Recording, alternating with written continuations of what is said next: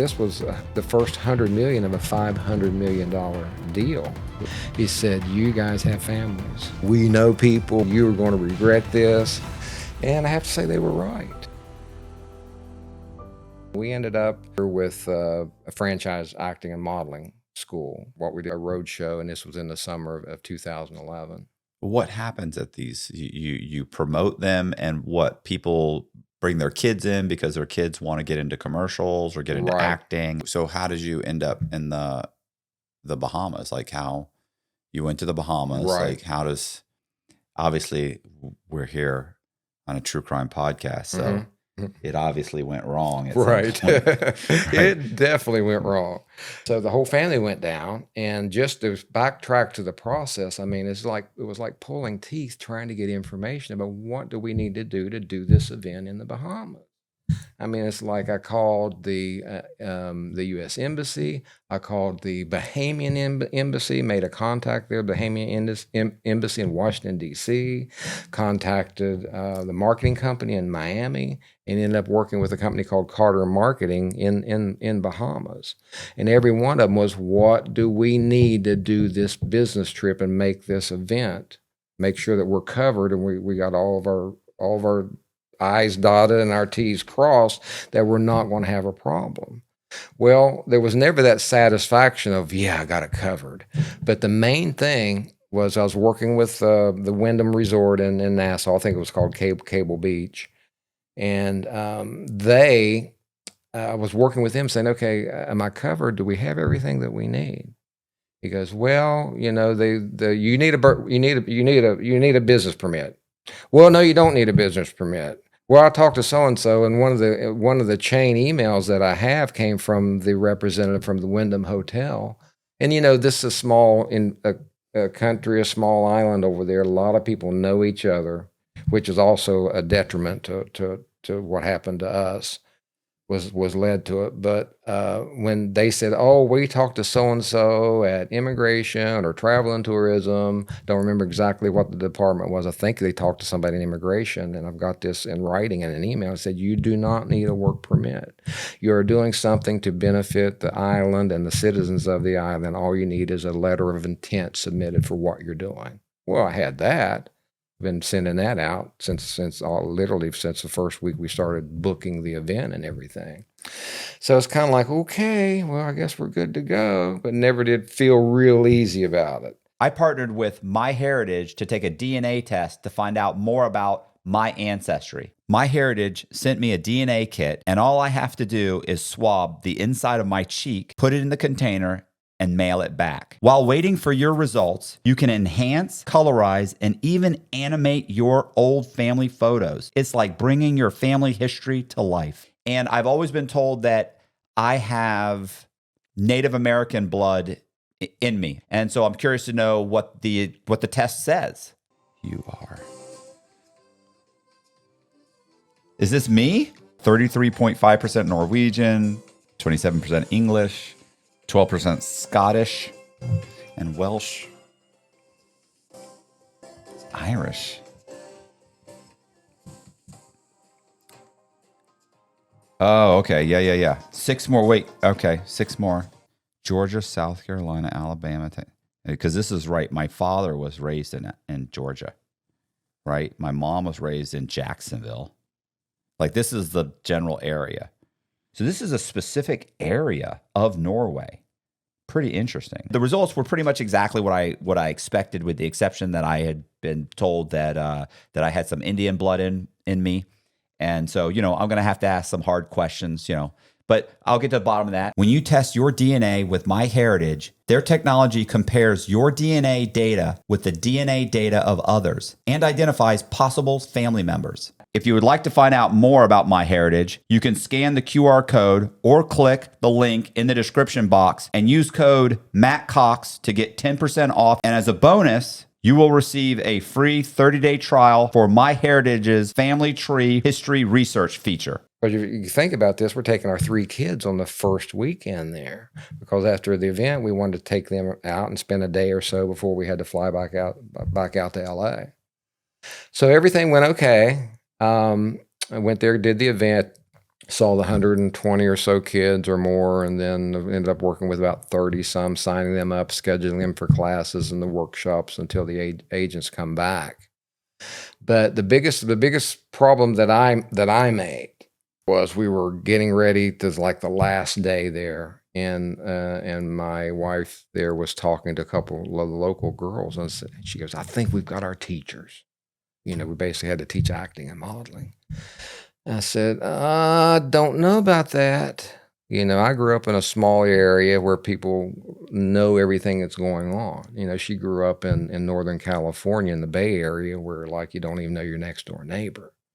So I kind of had a better understanding about, you don't pull this in with all this, keep the locals involved in all this, thinking that you can really have a quality, acting and modeling coach to train these kids that already know half the family. Mm-hmm. So I said, we're only a hop, skip, and a jump from Miami. We can just fly in the coaches to work with them on the weekends, and then they fly back. I mean, very inexpensive flights. We're already into this to, several thousands of dollars. I mean, we spent $7,000 or $8,000 just on the advertising alone.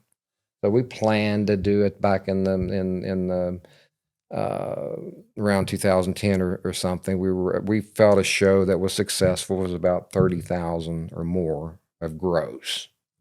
So, and we did try to do about one a month or something like that. So if we did 30, 35, 40,000, we knew that we were going to have a decent profit out of that show.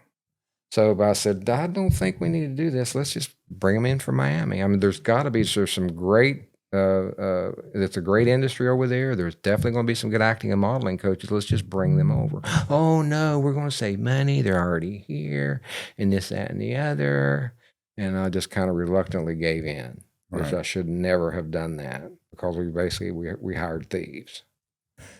So the process was 4 weeks. First weekend, the whole family's there. About 2 weeks later, I fly back down, make sure everything's going okay, collect cash and collect payments and different things like that. Those that weren't paying online or whatever. And then 2 weeks after that, I come back with my oldest son, which coordinates the showcase, the 2 lady talent agents from very reputable talent agencies in LA. And then Andy was the representative for the talent convention that, brings people in from all over the world, either to LA or New York or Las Vegas, and for these really nice conventions where they see 70 or 80 agents and talent managers and people and other people in production and stuff like that as well. So that last weekend, go down, get ready for the showcase, and I'm sitting there kind of looking over the payment schedules and the spreadsheets and everything. And I had one of the 3 girls. There was 3 girls we'd hired. One of the girls, I said, she was kind of like responsible for collecting the money, because a lot of people were paying cash for the payments, because we spread them up into payments for them. So I'm sitting there and I'm saying, okay, I got this. Okay, so we're about $1,500, $1,600, $1,700 short. And I said, I looked at her and said, well, where's the rest of the money? And I'll never will forget this, Matt. It's just like these words, I'll never forget these words. Oh, we decided to pay ourselves extra. I said, oh, we did, huh? We decided to pay ourselves extra. And I thought, well, that's interesting. Never discussed. Not exactly how it works. No, that's not how it works. Right. And not only that, we paid them well. I mean, they weren't especially on Bahamian standards, there was very good pay, what we paid them. So it's like, oh, we did. So a couple phone calls. I was back and forth with my wife a couple of times, and I said, well, there's no need you can't go to the police. You can't do anything like that. So my decision was, which she agreed upon, was, okay, we're just going to tell them to leave before the showcase starts in a couple hours and just get out of here. Well, I knew that was going to be a problem. So I called the hotel management and I said, look, I don't want these girls here. And I was their customer, not them. Right. So they came and escorted the girls out, and they were just like cussing and like, you're going to pay for this? You don't understand what you've just done.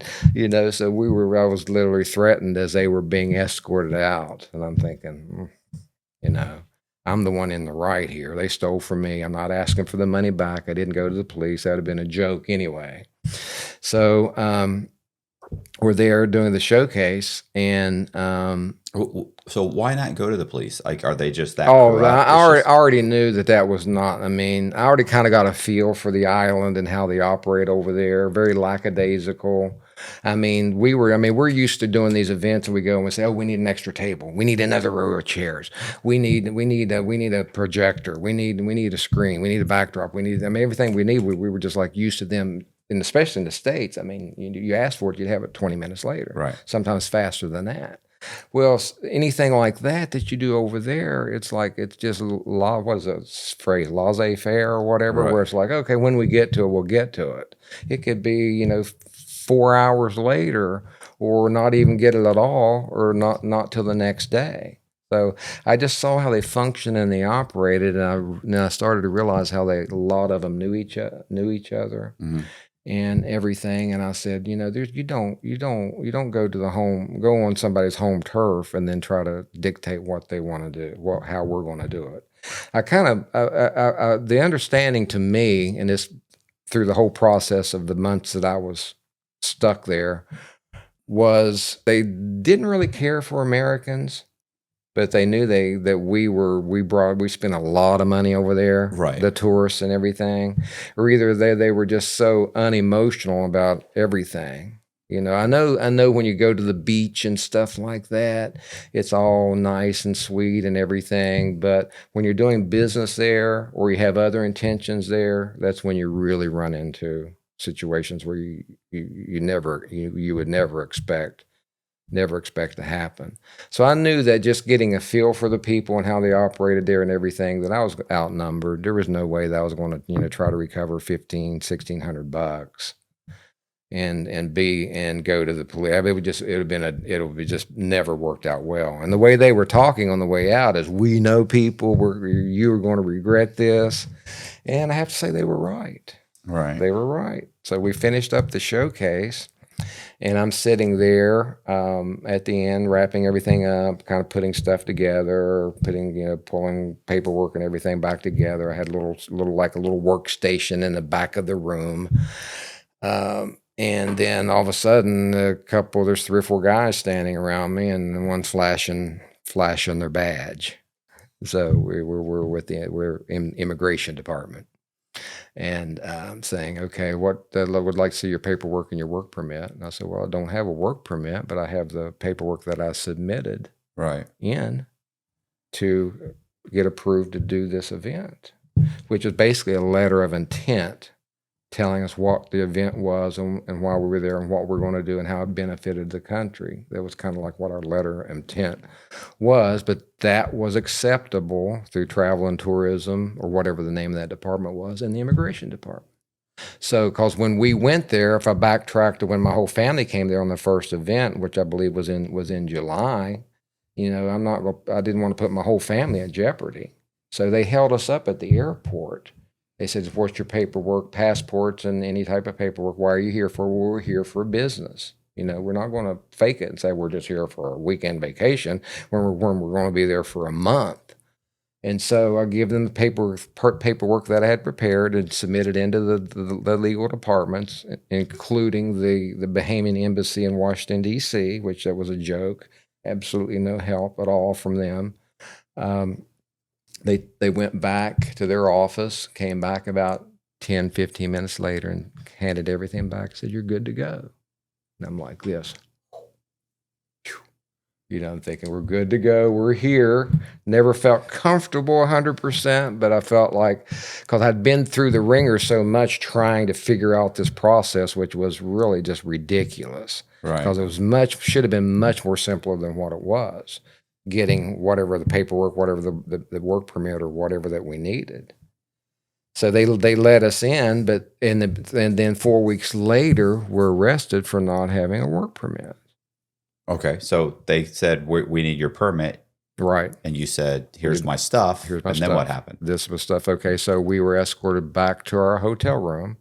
So Randy and Andy and Jared, my oldest son, and myself were in one room, and they had the girls contained in another. Well, obviously the girls had a separate room. That's the 2 talent agents.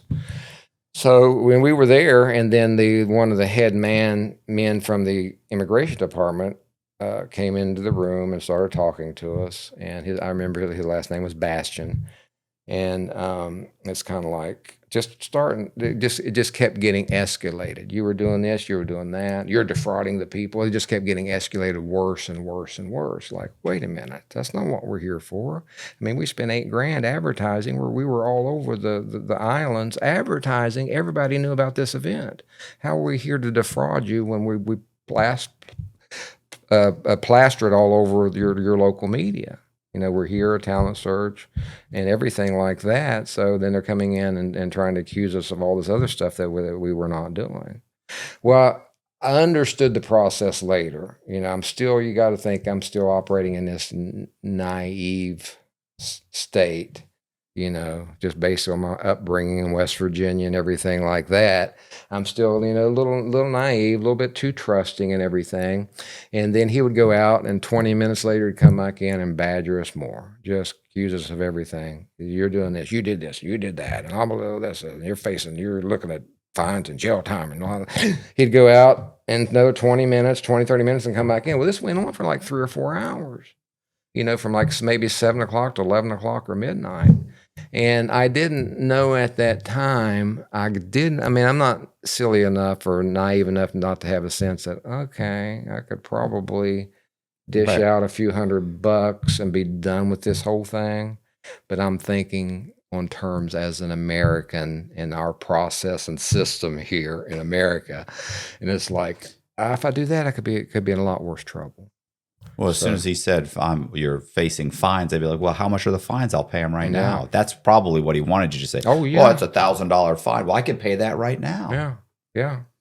Well, I wasn't Take a just check that or, was or cash. It's got to be cash. Yeah, I was, and then I was kind of bouncing off of Andy, and of course Jared's young, he's 21, but it's kind of like, well, what do you think? What's going on here? Like we're like the first couple hours, we're just kind of like looked at each other with a dumb look on our face, like, peculiar, bewildered look, like, what in the world's going on here, So this went on for about 4 hours, and then when Bastian realized that I wasn't going to dig in my pocket and up any cash, then we were taken from there to the jail facility there at Cable Beach, close to where the resort is, where the Wyndham Resort. And so spent one night there. And then after that night, the next day, they took us to the Immigration Detention Center. And then we spent 2 nights there, because we were, from the time we were arrested until we're sitting in front of a magistrate judge, 3 days. I mean, how do you have time to prepare anything in 3 days? So is this just you or your whole family? No, at this point, it was myself, my oldest son, because this was my 3rd trip. My wife and my 2 other kids didn't come back for the 3rd trip. She was actually doing an event in Hawaii at that particular weekend. Right. So I went with my oldest son. Again, he coordinated the event. He does he lays it out and does all that. And then the 2 LA-based talent agents, we fly in to look at the talent, and then Andy, the representative that was with the convention. So there's 5 of us, 3 males and 2 females. So we were being interrogated in the one hotel room, and the girls, I don't think they were being interrogated because they knew it was my business. Right. They didn't really care about the rest of them. They knew it was my business, so they were basically coming after me. So they take us to the jail there, and we spend the first night in the jail. Then the next night, next day they take us to the Immigration Detention Center, which was an experience all in itself. I was going to say, how was the jail? The jail was nasty. Didn't get a bathroom break. Happened. Unfortunately, had a bottle there. No water. Hot. Here it is, July. Well, at that point, it was September in the Bahamas, hot. It's kind of like just kind of not very good. Right. Obviously, there's 3 of us there, and there was a local Bahamian kid, nice kid, that was in there with us, kind of giving us the raps a little bit. I mean, we were looking to try to get any information that we can. And Andy was like kind of a high-strung, kind of a nervous type, and he was always asking everybody questions. What are they going to do to us? And I knew from the very beginning that I had to be I had to present stability and strength. And it wasn't going to be Andy. And my son at that point is barely 21. Mm-hmm. I'm bigger than both of them, and I knew that I was going to have to be the one to step up and just be strong. Have you ever wondered what happened to the legendary Chuck Norris? I recently saw a video he made and I was shocked. He's in his 80s and still kicking butt and working out and staying active. What's even more shocking is he's stronger, can work out longer, and even has plenty of energy left over for his grandkids. He did this by just making one change. He says he still feels like he's in his 50s. His wife even started doing this one thing, and she's never felt better. She says she feels 10 years younger. Her body looks leaner, and she has energy all day. Chuck made a special video that explains everything. Make sure you watch it by going to chuckdefense.com/Matt or by clicking on the link below this video. It'll change the way you think about your health. Once again, that's chuckdefense.com/Matt. Or click on the link in the description box below to watch the video now. You won't believe how simple it is. Just remember, the legendary Chuck Norris is a whopping 85 years old, and he has more energy than me. He discovered he could create dramatic changes to his health simply by focusing on 3 things that sabotage our body as we age. Watch his method by clicking on the link in the description box below, or go to chuckdefense.com/Matt. And not show any weakness, because we didn't know what was around the corner. So from there, and again, keep in mind, from arrest to court, 3 days. So basically in this country, in a lot of countries like this, you're basically guilty, and then you're proven innocent, or Right. if you can prove innocent. But the whole racket is to get you to pay a fine and plead guilty. Right. And then it's supposed to go easier on you once you do that. So that's how the whole system works over there in a lot of these foreign countries that people don't understand. Your rights aren't there. You're arrested. They're assuming you're guilty, and everything is set up that you're guilty, and then they want you to just make their process easier. But if you plead guilty and pay the fine, then they don't really have to put up a case against you, because they're not really. Pathetically, I was so shocked at how their court system worked over there and how incompetent they were. That's why you never want to go to a foreign court. I don't care where it is. I don't care if it's Europe or anywhere else. You do not want to be, because what your assumptions are going to be wrong. And I don't care if you get a good lawyer or what, your assumptions are going to be wrong. You think the immigration, the U.S. Embassy is going to be backing you up? Your assumptions are wrong. Yeah. You mean that there was a senator that didn't jump on a plane and fly down there to try and negotiate and make sure you were being taken care of? Absolutely not. No, like what's the MS-13 gang member in El Salvador Salvador right now? Senators are flying down there to make sure you're okay, and it's like, this isn't even an American citizen. No. You know how many guys I've met that have been locked up in other countries, and the embassy comes in. They'll send somebody to basically, you're an American citizen, you're arrested in a foreign country, you're facing prison time. They might send somebody from the embassy to say, there's nothing we can do. You have to go through the process. Mm-hmm. You can't get me out of here? No, you have to be tried and you'll be found guilty, and there's not much I can do as long as they're following their laws. Mm-hmm. But their laws are flawed, and they're going to give me 20 years for something I'd get 5 in the U.S., or I wouldn't even face charges in the U.S. Yeah, I know there's nothing we can do. Mm. But then this guy jumps on a fucking plane for somebody who's not even an American citizen. No. Fucking insane. No. Our case, really wasn't as attention grabbing as a lot. You're still a U.S. citizen. Yeah. But I mean, wait till you get to my friend Steve that I met there. Okay. Wait till we get to there. Now you talk about abuse. Right. I mean, at least I'm alive. Let's put it that way. I'm definitely glad to be alive and gotten out of there, as well as the other people that got out of there. because I was given 6 months, and the rest of my team was given 3 weeks. So they got out in 3 weeks, but I had a 6 month sentence. But I So did get out early on a technicality. okay. So go ahead. So let's move forward. So you were locked up 3 days. You get in front of the judge. What happens? Well, first of all, I just want to tell you a little bit about the immigration detention center. Okay. So, I mean, this was so vivid. I mean, here it is. Now it's already dusk. It's already getting. Which actually, by the time we get there, they get us there. It's already dark. You know, we have to go through the process of our luggage and everything, and taking it to the immigration office. And it's kind of like, I mean, everything is just slow, and not even. It just seems haphazard. I mean, there's no do step one, step two, step three. It's just kind of like haphazard, and we're there on island time basically. Like, okay, what's next? What's next? Well, it's already dark. Well, we come out of the immigration office. I never will forget this, because it's just kind of like, I mean, it's one of those things where you just you experience this and you feel like you're in a dream or a movie, because there's, we got the fence and the razor wire at the top and everything. And there's this long gauntlet with the fence and razor wire at the top. You got to walk down to the main barracks. And there was 4 barracks back there. Actually, there was 3 barracks, and so we have walked down this basically a gauntlet. And then all I remember is hearing the crunch of the gravel under our feet, because we were not saying a word. We're just like, we're scared. We are.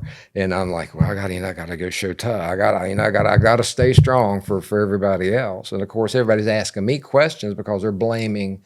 They were quick to blame us for putting them in this situation. Well, you didn't do this, and it's like, well, wait a minute. You don't work for me. You were a guest. You work for this talent agent. If there's any additional paperwork, that's your responsibility. It wasn't ours. Now, I did feel responsible. But what came down to blame, I mean, we paid everybody's fine. We paid out like $18,000 in fines. And you felt you approached everybody you were supposed to approach, asked what you were supposed to get. Yeah. You got the documentation that you were supposed to get. You were told everything was okay. Now you need a permit. And here we are in this situation. Well, and once again, needing a business license or a permit doesn't mean you go to prison. Like, you say, like here in you know what I'm saying? If I open up, if I go rent a space down here at Wiregrass Mall, and I open a store and I function for 6 months selling tennis shoes, and one day the county shows up and says, "Hey man, you need a license." What do you mean? You need an occupational, like you need a business license for this. I do? Yeah. Oh, I had no idea. I'm sorry. I signed a lease. I thought I could just, no. Yeah. Oh, well, how much is that? Well, now you got to pay the $300, and there's going to be a fine. The fine's going to be $150. You owe $450, and you have 3 days to come up with that money. Okay, gosh, I'm so sorry. At no point do I think that guy from the city is going to say, "I'm calling the police, turn around, you're going to jail. You can get 2 years for this. You can get," motherfucker, that's a fucking fine. Yeah. Yeah. Like, I'm going to pay you the $300 plus the $300 licensing fee, or $200 licensing fee, and the $150 fine. Like, that's all you're getting. You're not taking me to jail. Yeah. Yeah. Well, we dropped $8,000 on advertising, plus airfare and hotel and everything, and of course renting the ballroom space and everything. You think $250 for a business permit would have satisfy Kenny? Heck no. That's what I was trying to uncover all along before we ever went there. Right. So in the immigration detention center, that gauntlet is, we're walking down. We're not saying a word. There's 5 of us and a few other men, I believe, that we're going to be stuck in the barracks there that night. So this is, we were arrested Sunday. I was supposed to fly out 6 a.m. Monday morning. Obviously, that didn't happen. So this was Monday night already. We're headed into immigration detention center. So I'm walking down this gauntlet, hear that limestone crunch under your feet. You're in this mist of this humidity in the Bahamas. You're looking around, you're seeing the bugs flying, and you're looking straight ahead, and you see three barracks and guards with their AK-47s or other rifles and stuff like that. And we walked down through that gauntlet, and we're heading. There's 3 barracks. There's this one on the left. There's the one in the middle, and the one on the right. Okay, well, the one on the right had about 60, 70 men in it. Mm-hmm. And they're all curious, they're like, who's the new people coming in Right. here, And Andy, being, not the bravest person in the world, he grabs me and about pinches my, flesh off my arm, said, oh my God, you think we're going to get stuck down there? We can't get stuck with those guys because, there's about 50 Haitians in there, and Haitians are pretty, they're dark skinned people. Right. And it's just the fact that we're sitting there watching all these guys look through the fence and we'd see their eyes and all the, it's just kind of intimidating. Right. Like, we don't want to go in there. Well, here's what they do. And this is funny now when you think about it. We go through, they open the gate. Now we're in the main yard area in front of the barracks. Each barracks was partitioned off with fence and razor wire because you couldn't go from barrack A to barrack B. But they march us up to the third one, and Andy goes, oh boy, we're gonna go in here. There's nobody here. Oh, there's nobody here. We can't go. If we go up to this third one, we're gonna be okay. They're gonna stick us in here all by ourselves. And so what do? They stop us and frisk us. And we turn from the barracks up on the left. We come down to the center barracks. They open the door. The two girls go in. There's about maybe 7 or 8 girls in there. The two talent agents go in. And then they march us down to the barracks that has about 70 guys in it. And Andy, he about freaks out. And my son didn't know what to think. And I'm just thinking, okay, just got to be calm, got to be cool, got to look like, I'm in control. So we go down there and they open the door. And this big guy, Russ, meets us at the door. Now, Russ is kind of like the resident immigration guy there. Russ is I called him a white Cuban, big guy, and he'd spent most of his life he'd spent in Florida, near Miami. But he went back to the Bahamas. He was from Cuba, spent several years in Florida, came back to the Bahamas, married a Bahamian girl. She got a little bit, they had some type of spat or whatever, and she turned him in. So they stuck him in immigration. He'd been there like 6 months because you think Russ was not a U.S. citizen, had no Bahamian paperwork other than the fact that his wife was there, but she held the cards. And then he had no paperwork from Cuba. So he was kind of like, there was nowhere for him to go. He was just waiting for immigration to work everything out that he could at least go back to Cuba. I was going to say, how does that work out? You know what I'm saying? Like, you should have stayed in the United States. They wouldn't send you back to Cuba. That's just it. It's just kind of like you're just caught between everything and nothing's working in his favor. Great guy, though, and big, pretty good sized guy, 6'2", 240 or something, because it was kind of like, oh, we want to be his friend. Right. I mean, we speak the language and everything. He was really good with English and everything. And he kind of told us his story and what his wife had done to him. He was stuck there, couldn't get out, waiting on immigration. Well, you're waiting on island time immigration for them to get to it when they get to it. And it's already been like 6 months. So he was like the local resident, like the team leader of this barracks. And so as soon as we opened the door and they let us in, I just felt big relief because what he did, he talked to he called one of the guards by their first name and says, hey, we only got 2 extra mattresses. Now, we were going to be sleeping on the floor. We didn't get one of the bunk beds, but he said, hey, so-and-so, we only got 2 extra mattresses. Can you go bring us one more over? I'm thinking, well, if he can talk to them like that and that chummy with them, I said, we got to be in pretty, we should be okay here. Yeah. So we spent 2 days there, hot, just nasty hot. Toilets didn't work. If you had running water, that was a blessing. This situation over there is you basically fill up a 5-gallon bucket if you do have running water to flush a toilet. Right. So showers that was not even thinkable, really. Right. And these guys were transient. They were only in there for typically a few days. Russ would just happen to be stuck there for like 6 weeks. 6 months. Oh, yeah, you're right. 6 months or more. Who knows? I don't know how we got out before he did. So, but while we were in there, the Haitians had a little bit of an uprising, and there was almost a fight had almost broke out on the second day. And you remember there was like 50 Haitians. So they were like, obviously they were kind of clannish or working staying together. But the one guy one of the biggest Haitian guys there that was going to fight was this little scrawny German dude. His name was Hans. Mm-hmm. Hans has a story that blows mine away. And Steve's story blows both of our stories away when I get to that.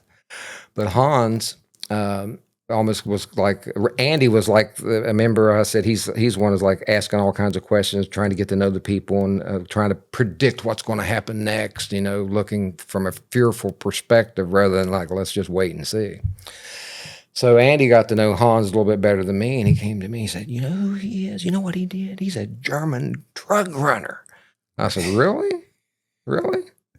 So I said, "Okay, all right." So Hans, there wasn't a whole lot to do. So he was like one of the ones who would just kind of like walk laps around the barracks, and I got to talk to him a little bit. First of all, he's kind of standoffish, but I'd been in the sawmill industry.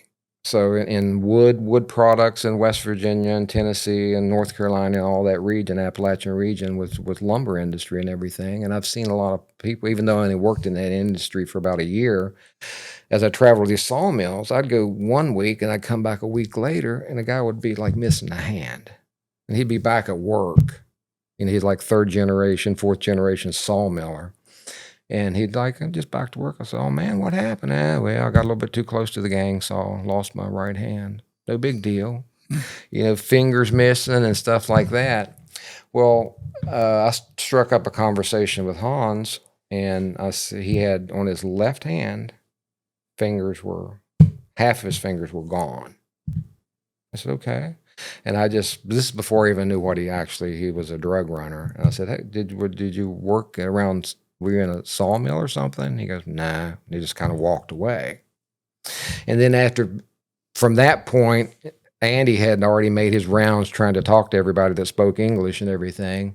And he came back and he told me that Hans was a drug runner. He ran drugs from Colombia, and he would rest in the Bahamas, then head on into the U.S. or into Europe with his those big long cigarette speedboats. Yeah. So the next day, he got to be a little bit more friendly with me and everything, and so I asked him again about that. So I heard his story. So I heard his whole story. Why he was coming. He had already served his sentence there in the Bahamas. He was coming out as we were coming in. So he's waiting to be deported. He's waiting for it to be back to Germany. Leave the country. Yeah, back to Germany. And his story. Well, I'll go back. I'll tell you his story about how he got arrested. Okay, so he was Bahamas was basically like his halfway point. He would go 24 hours nonstop, high speed, 60, 70, 80 miles an hour from Colombia to the Bahamas. He would sleep 24 hours and get up and complete the trip after he had slept for 24 hours. Well, this particular trip, which was about at least 3.5 years prior, because he got a 5-year prison sentence for trafficking, which he only did 3.5 years of that. Because if he paid the fine, they would reduce it like a third. So I didn't do the math exactly. Well, that's nice of him. Oh yeah, it's real generous of them. Except for us, we paid the fine and still did the time. So anyway, Hans, he was in this time. He had 2 sons, fairly young sons, and his wife came down. They were going to meet him in the Bahamas. He was going to spend a little extra time in the Bahamas before he finished running his load. Now we're talking about 2006, 2007 when he would have gotten arrested. He was telling me that his load was $5 million plus dollar-wise, and then he was making about $350,000, $400,000 every time he ran a load. And he was just like, money really didn't mean anything to him. He goes, "I got money stashed all over the world." I said, "Here, there, everywhere." I said, "I really don't do this for the money. I do it for the thrill." And he told me a little bit later, he said he was 47. I was 49 at the time. He said, "I'm going to probably retire at 50. I said, "Oh, okay. You're going to retire at 50. What's your pension and your 401k like?" Right.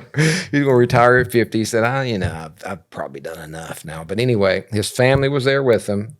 They arrested him. Obviously, they had the evidence on the boat and everything, and they coerced him, just basically like us, plead guilty. We don't want to go through a trial and all this. It's going to be worse for you. Make it easy on us. Just plead guilty. Just plead guilty. That's typically how they operate. So plead guilty, and then you'll get 5 years. You'll pay a $3,500 fine. We'll reduce that we'll take a third off, and then you'll be out of here. And he said they were threatening to include his wife if he didn't just go ahead and take the deal, that they were going to basically arrest her. He said, and they did a dog and pony show with his drugs and stuff that he had on the boat. And he said, "Yeah, I saw that." And as I heard, he said, that all of a sudden the payload went from like $5.5 million to about $3 million. So the rest of it just surprisingly just disappeared in the Bahamas. Yeah. Under the guise of the police department and immigration and everybody else. Just happened to disappear. He said, "Yeah." When he said this, we captured so much weight, and they do the weight and the amount. And he said, "Yeah, I was only about half or 2/3 of the load that I actually had, so the rest of it just disappeared." But back to him missing his 4 fingers, he finally told me the story of this, and he said he was running his typical route, Colombia to the Bahamas, then he was headed in the Florida coast. Well, 7 miles after 7 miles is international waters. So he's running this load into Florida. Don't know exactly what part of Florida he was coming into. I'm just going to assume probably the Miami area. And he gets out of international waters into U.S. waters, and here comes the Coast Guard. Well, empty, there's no way they could catch him. But with a load, he didn't stand a chance. So he pushed it up as fast as he could go, but he still wasn't. They were coming after him and closing the gap, so he knew he had to do something. So what's he start doing? Throwing the load over. Throw the load over. Yeah, he emptied his boat, threw it over, got away. They never caught him, didn't get arrested or anything. But now he owes the Colombians, yes, however many millions of dollars worth of drugs that are gone. Yeah. And then they're usually pretty understanding. Oh yeah, they're very understanding. Hans was like, you could tell he was just so entrenched in this lifestyle that he just basically tells you a story without any emotion at all. He's just telling you a story, just like I'm telling you what I'm going to go to the store and pick up in 30 minutes or something. Just tells you the story. So I said, okay. So I said, I kind of went back to the fingers. He goes, well, yeah. So you lost that load. He said, the biggest problem that I had, he said, if you lose a load, especially coming into U.S. waters, it almost always makes the news. So this was like 2006, 2007. Well, this story never made the news. So he had no proof that he was being chased by the Coast Guard. He had to drop a load into the ocean and get away. So he said, well, I had to go back to Colombia. I said, you what? I'm like, what in the world? You went back to Colombia? And he said something I'll never forget. He said, there's absolutely nowhere in this world that I can go, but they will not find me. So I just had to go back to Colombia and face the music. That's not his words, but that's mine. So I went back to Colombia, and so whether they believe you or not, you lost a load. You lost $5+ million of product. So his consequences is, you lay your hand out and whack, they chop off half your fingers. And so he had just stubs on his left hand. I'm like, okay. So yeah, I was gonna say, I the guys that I've known that have lost loads, like typically with the cartel, they'll if the cartel thinks the authorities have taken it, and you can prove the authorities have taken it, then they'll give you an opportunity to make up the load. Like I've had guys who have lost money before, met guys that have lost money, and typically they'll just let you make it up. So he's like once. They're always like once. Yeah. They're like, like if the authorities grabbed it, then we'll let you make it up. But the authorities keep grabbing it, or if you show up and there's a load and it's gone and I got nothing, I don't have a business card, I don't have a seizure, I don't have anything, He's like, that's typically going to be a real problem for Right. you. And sometimes they'll let you make up the load. If it's not too much money, they'll let you, okay, well, you'll make up that load over the next 3 loads. You have to pay us this much. You got 4 or 5, in the next 3. Yeah. You just got to hope nothing goes wrong yes. again. Because if it goes wrong again twice, that's it. It's over. Yeah. You're done. They're going to try and kill you. Like, oh yeah. And here I am, and all this stuff that I'm experiencing now is stuff that I would see in movies and TV shows. right. I mean, we're just a little small business, family business, making a trip to a foreign country to do a small, business. Not a large amount, $30-some thousand was probably our gross sales at that event. And it's all of a sudden I'm like, I'll never meet people like this again in my life. Right. It's like, and I hadn't even met Steve yet. Right. And so here I am, talking, and the guy was, what was funny? It's funny who you like when you know that some of their beliefs are just totally against what you believe in. Starting talking about his family and Hitler and stuff like that from Germany. I thought, well, okay, but from here we're going to be friends right here. Right. I'm not going to. It's just the environment.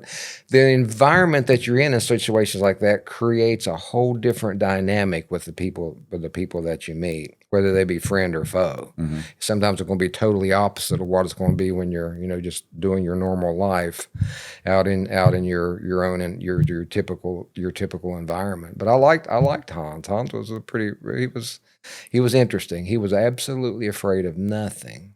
The big guy that he almost got into it was probably 6'4", 220, 225. He was bigger. He was the biggest one of that group of Haitians. And then Hans came out of prison probably 5'7", 145 pounds. Right. He's a small little guy. He may have been bigger when he went in, but he was telling us all the stories. He had Andy, excuse me. He had Andy just, about to pee his pants with the stories of what was ahead for us in prison. And then Randy was just like, he was like one of those, he was a glutton for punishment. You've heard that phrase.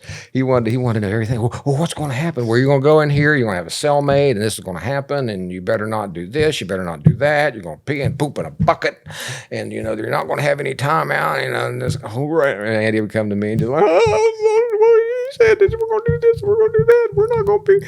I said, okay, just calm down. We don't know what's going to happen yet. We haven't been to trial or whatever. But we got away. We went from there and met the immigration. Our embassy. They took us to another facility, some room, and we went upstairs in this building, and the embassy representative came in and talked to us. We were all 5 sitting around the end of this big long table. Felt like a scene out of a movie, and we were like, yes, we're gonna get something accomplished now. We're going to meet with the big bad U.S. embassy, little country, big bad U.S. and little tiny Bahamas. We're going to get something accomplished here. And he came in and talked to us. We said, well, what happened? I said, well, we didn't have they said we needed a work permit, business permit. And then when we came in the country, they let us in the country without one. Now we're arrested. And his comments were, we sat and talked for maybe 30 minutes. And he said, oh, I wouldn't even worry about it. He said, nobody, I said, I've never even heard of this before. This is so small of the stuff that we deal with. They're probably just going to, just let you go. You may have to pay a fine. I said, well, I'm prepared to do that. We're prepared. My companies and my wife was facilitating, sending the money to pay the fines and stuff like that. I said, we're ready to do that. And I said, so we were eased, put us at some ease with everything, but absolutely everything that he said was absolutely the opposite of what happened. Right. It's kind of like you had so much faith in the country that you're a citizen of, even in a foreign country. You think they will have some type of pull there. Right. And it's like, you said this was not a serious matter. We were not, we may pay a fine. He probably wouldn't even going to pay a fine. He'd probably just go ahead and release us and let us go and catch our flights and get out of there. Huh. It would then here we are. That's day 2, and then the next day we're going to be in court. Well, on the way back from that trip, we come back. They let us stop, and we bought some candy and stuff because we wanted to help give it out to some of our new friends in the immigration detention center. Bought a few things, bought some candy and stuff, and came back, and they let us keep a little bit of our money, or give us a little bit of our money, because we knew that we were going to go downtown and meet the U.S. Embassy. And so I knew, with everybody gone back to their barracks, and I had to come back a little later and meet with our attorney, because we'd hired an attorney at this time, and met with him, and he went over everything and told him about the documentation, and we could email him this, that, and the other, and in coordination from our home in LA, we were able to send him all the information, told him the story and everything. And again, he said this was just a small case, should not be a problem. I think his fee was we paid him like $5,000 to help us out, or get us out of that situation. When I was leaving, I looked over, and on the desk, one of the desks of one of the officers in there, I looked over and I saw the newspaper, the Sunday newspaper, and we were front page of this Sunday newspaper, top fold. In a talent company in California arrested for fraud, blah, blah, blah. I saw that. I don't remember exactly what the headline said, but I said, oh, crap. I said, this is serious business. I mean, we made the newspaper we were the lead story on the Sunday newspaper there. Right. And so I went back into the barracks and didn't say a whole lot about that, because I just didn't want to stir up and, get anybody else nervous or excited about it. And then we were talking, because our barracks, there was only a fence between us and the ladies' barracks. So the girls would come over, and we would go out there and talk to them a little bit. And what's happened? Why are we here? What did you do the right thing? Did you follow the right paperwork and everything? And I said, well, yes, did everything we were told to do. Everything from the Bahamian embassy in Washington, D.C., to all the departments in the Bahamas, to a marketing company in Florida, to the marketing ad agency that booked all of our ads in Nassau in the Bahamas.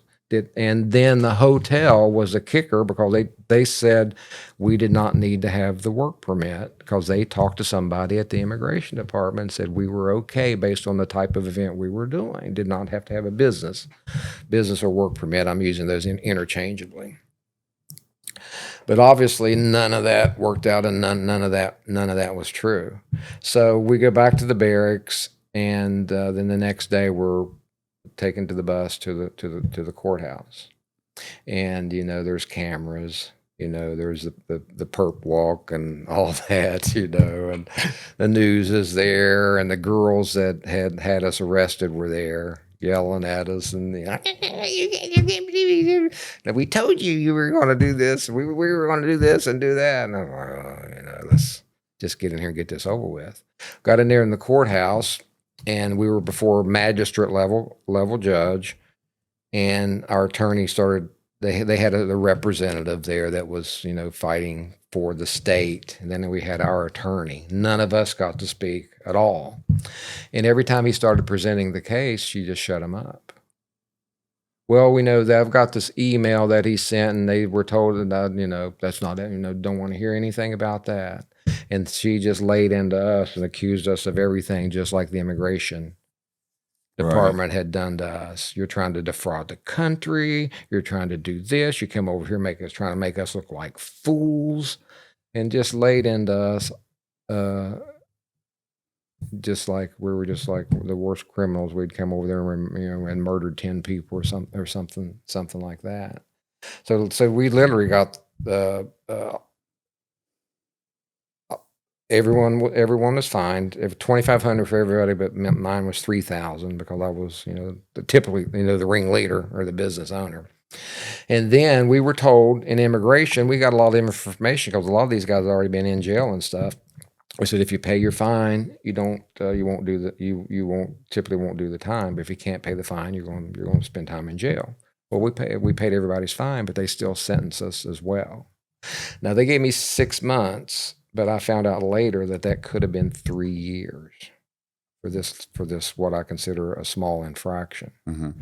So needless to say, we're sitting there in court, and like she drops a bomb on us, Okay, they're calling everybody's name, and the other four 3 weeks sentence, $2,500 fine and 3 weeks in Her Majesty's prison, or they call it Fox Hill.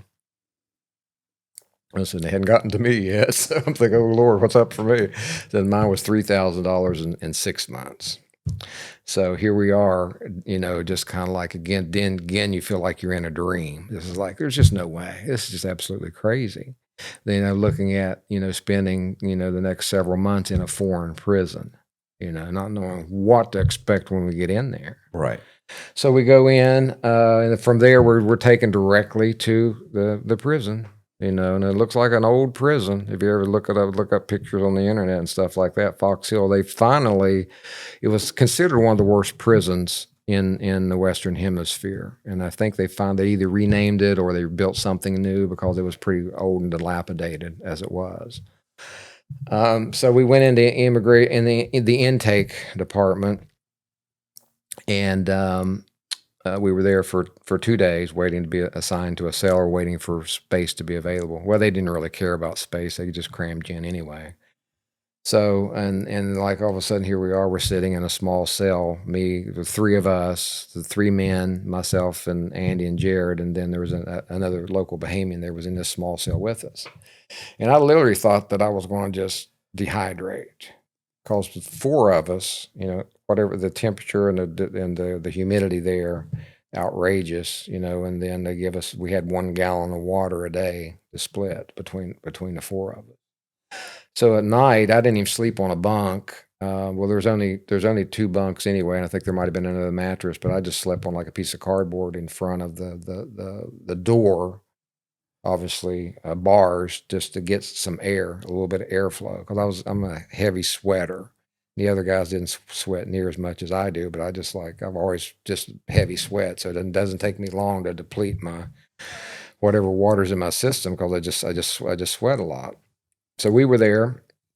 In that 2 days, the embassy made another little visit, check on us. What are we doing there? What's in there? No, don't worry. Just trying to like pretend. It's one of those situations where they pretend like they're doing something for you, but they're absolutely doing nothing for you. Okay. We're working behind the scenes. Yes. We've got calls in. Yeah. We're just waiting. Yeah. Well, this should never. This is the prison that FTX was locked up in the Bahamas. Bahamas jail where FTX, Sam Bankman-Fried, reportedly heading in harsh, rat-infested State Department. It's infested with rats, maggots, and insects. I'm pretty sure that Fox Hill is the prison that Mike Hudson's brother escaped from. And when I say escape, they basically paid a guard to open a door, leave a door open that he could get out in the middle of the night, and he got out. And then when he got into a cigarette boat, they tried to catch him. So it was a setup where it's like, we got paid to leave the door open. There's a boat that the cartel had left there for him. He got out, got in the boat, and when he's taking off, they already had their little Coast Guard waiting for him. And so he still gets away from them. They shoot up the back of the boat. It's a whole fucking thing. But it was that he talks about Fox Hill. His brother escaped from 2 different prisons. Gee. I think maybe, is it 2 or 3? I think it's 2. The other one that he didn't escape from, this was Cuba. He was locked up. Do you remember when Jesse Jackson ran for president? Yeah. And he flew down and talked to Castro and convinces Castro to release like 30 Americans. Mike Hudson's brother was one of those Americans. He'd been given like 7 years for drug running or something. He'd been locked up like a year or 2. And I mean, he was like, it's horrible. Like his mother was flying in once a month. They would allow you to bring like 30 pounds of food that you could draw. Like if you don't have family, like you're just. Oh, wow. And he was like, they would feed you like once a day. They came and they had like a trough where they threw like food in, and you had to go and grab food in a bowl. And these guys were fighting, and he's like, they all hated the Americans. And horrible. Yeah. But so Fox Hill, Not a great place. Not a great place, but I can understand the incompetence of all levels there. I can understand how somebody could probably break out, especially bribing somebody, because everybody had their hand out. Yeah. That's what a lot of people don't understand when they go to these countries. Everybody, especially if you get beyond that safety zone of the beach and the resort, and that's when you can run into situations where you should have no business being there in the first place. But we were in the intake there, and of course felt like I was going to be dehydrated there because it was just hot, nasty, no airflow, and just to try to get a little bit of a breeze, I'd sleep right on the door and try to get some air to be able to sleep and rest throughout the night.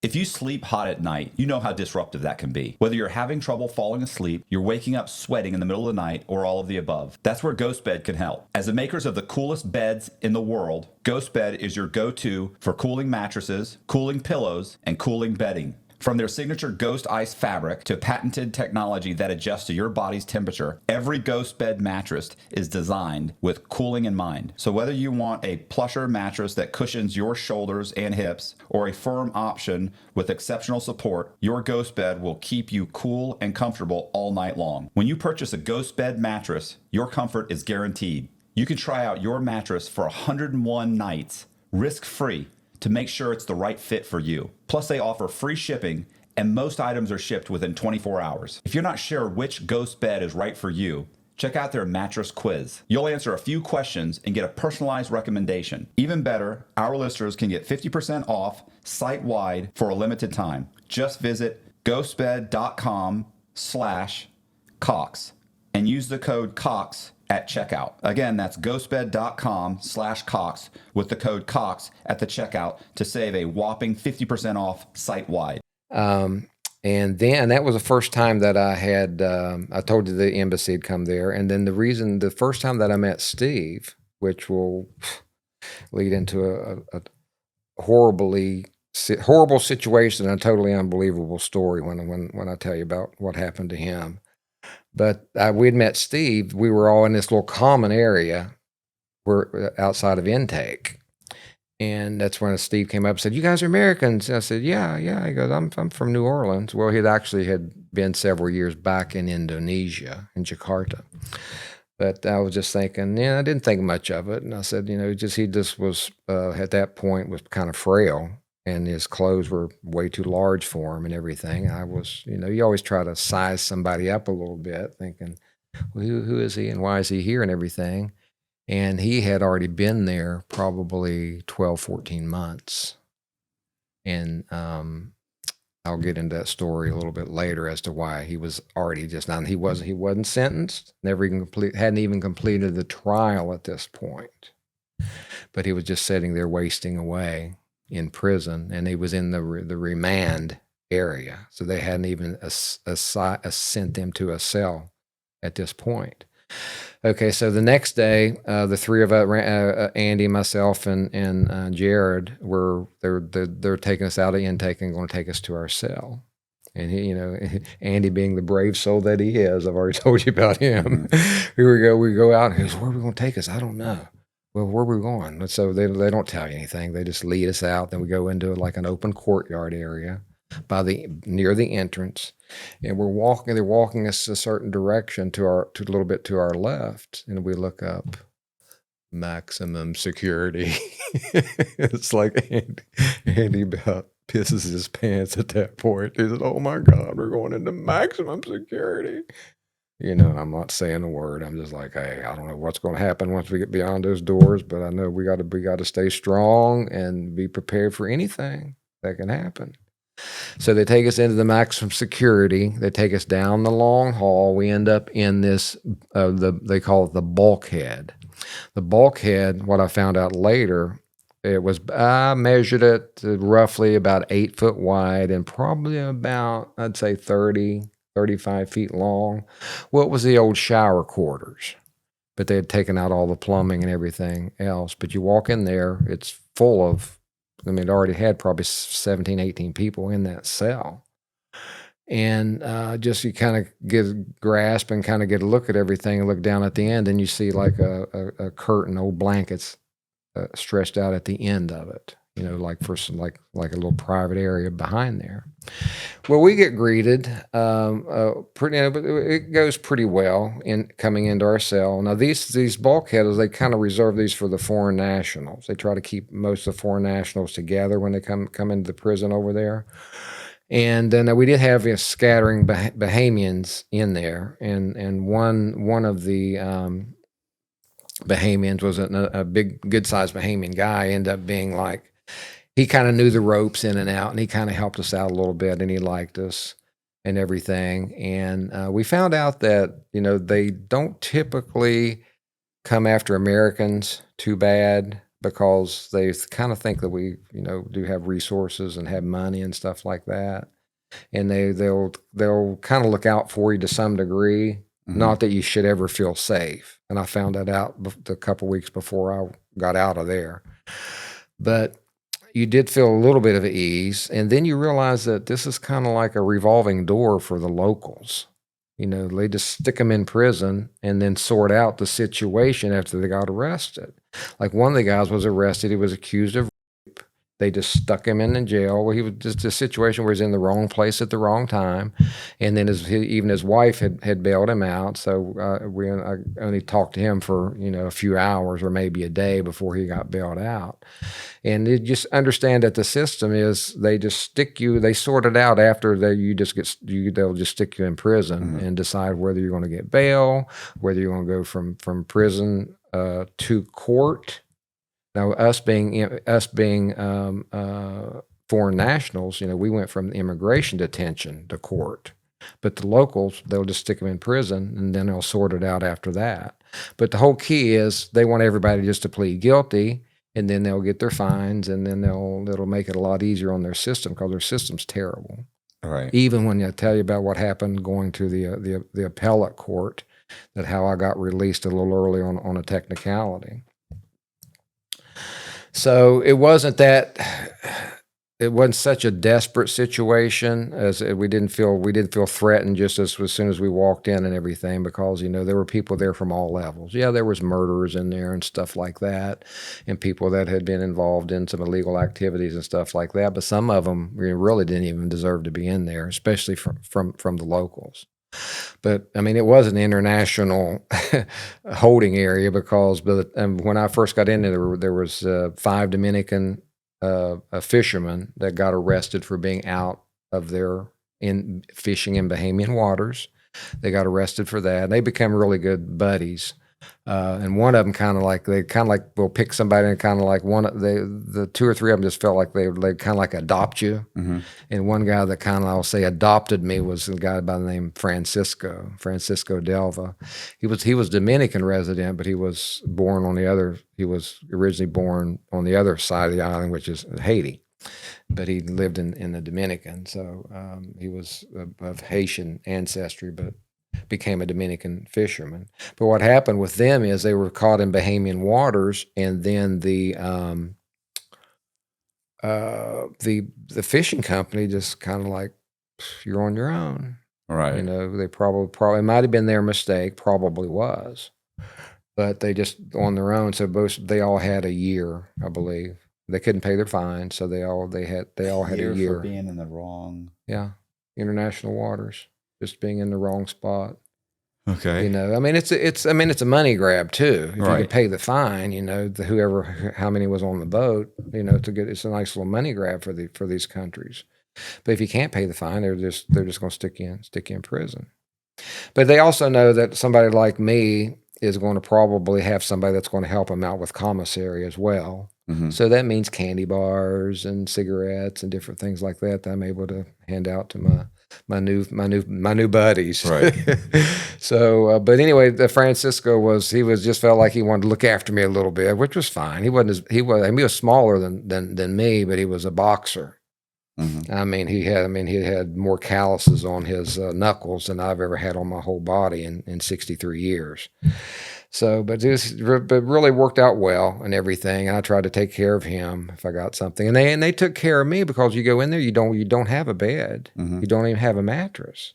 So they gathered up some cardboard for us, and then we, whatever blanket or sheet or whatever they had, and then they just gathered it up and helped us out a little bit, gave us something at least we could sleep on and lay on halfway, not comfortable, but at least better than right on the concrete. So now, and after 3 weeks, Andy and Jared and the two lady talent agents, they were released, but of course I was not released.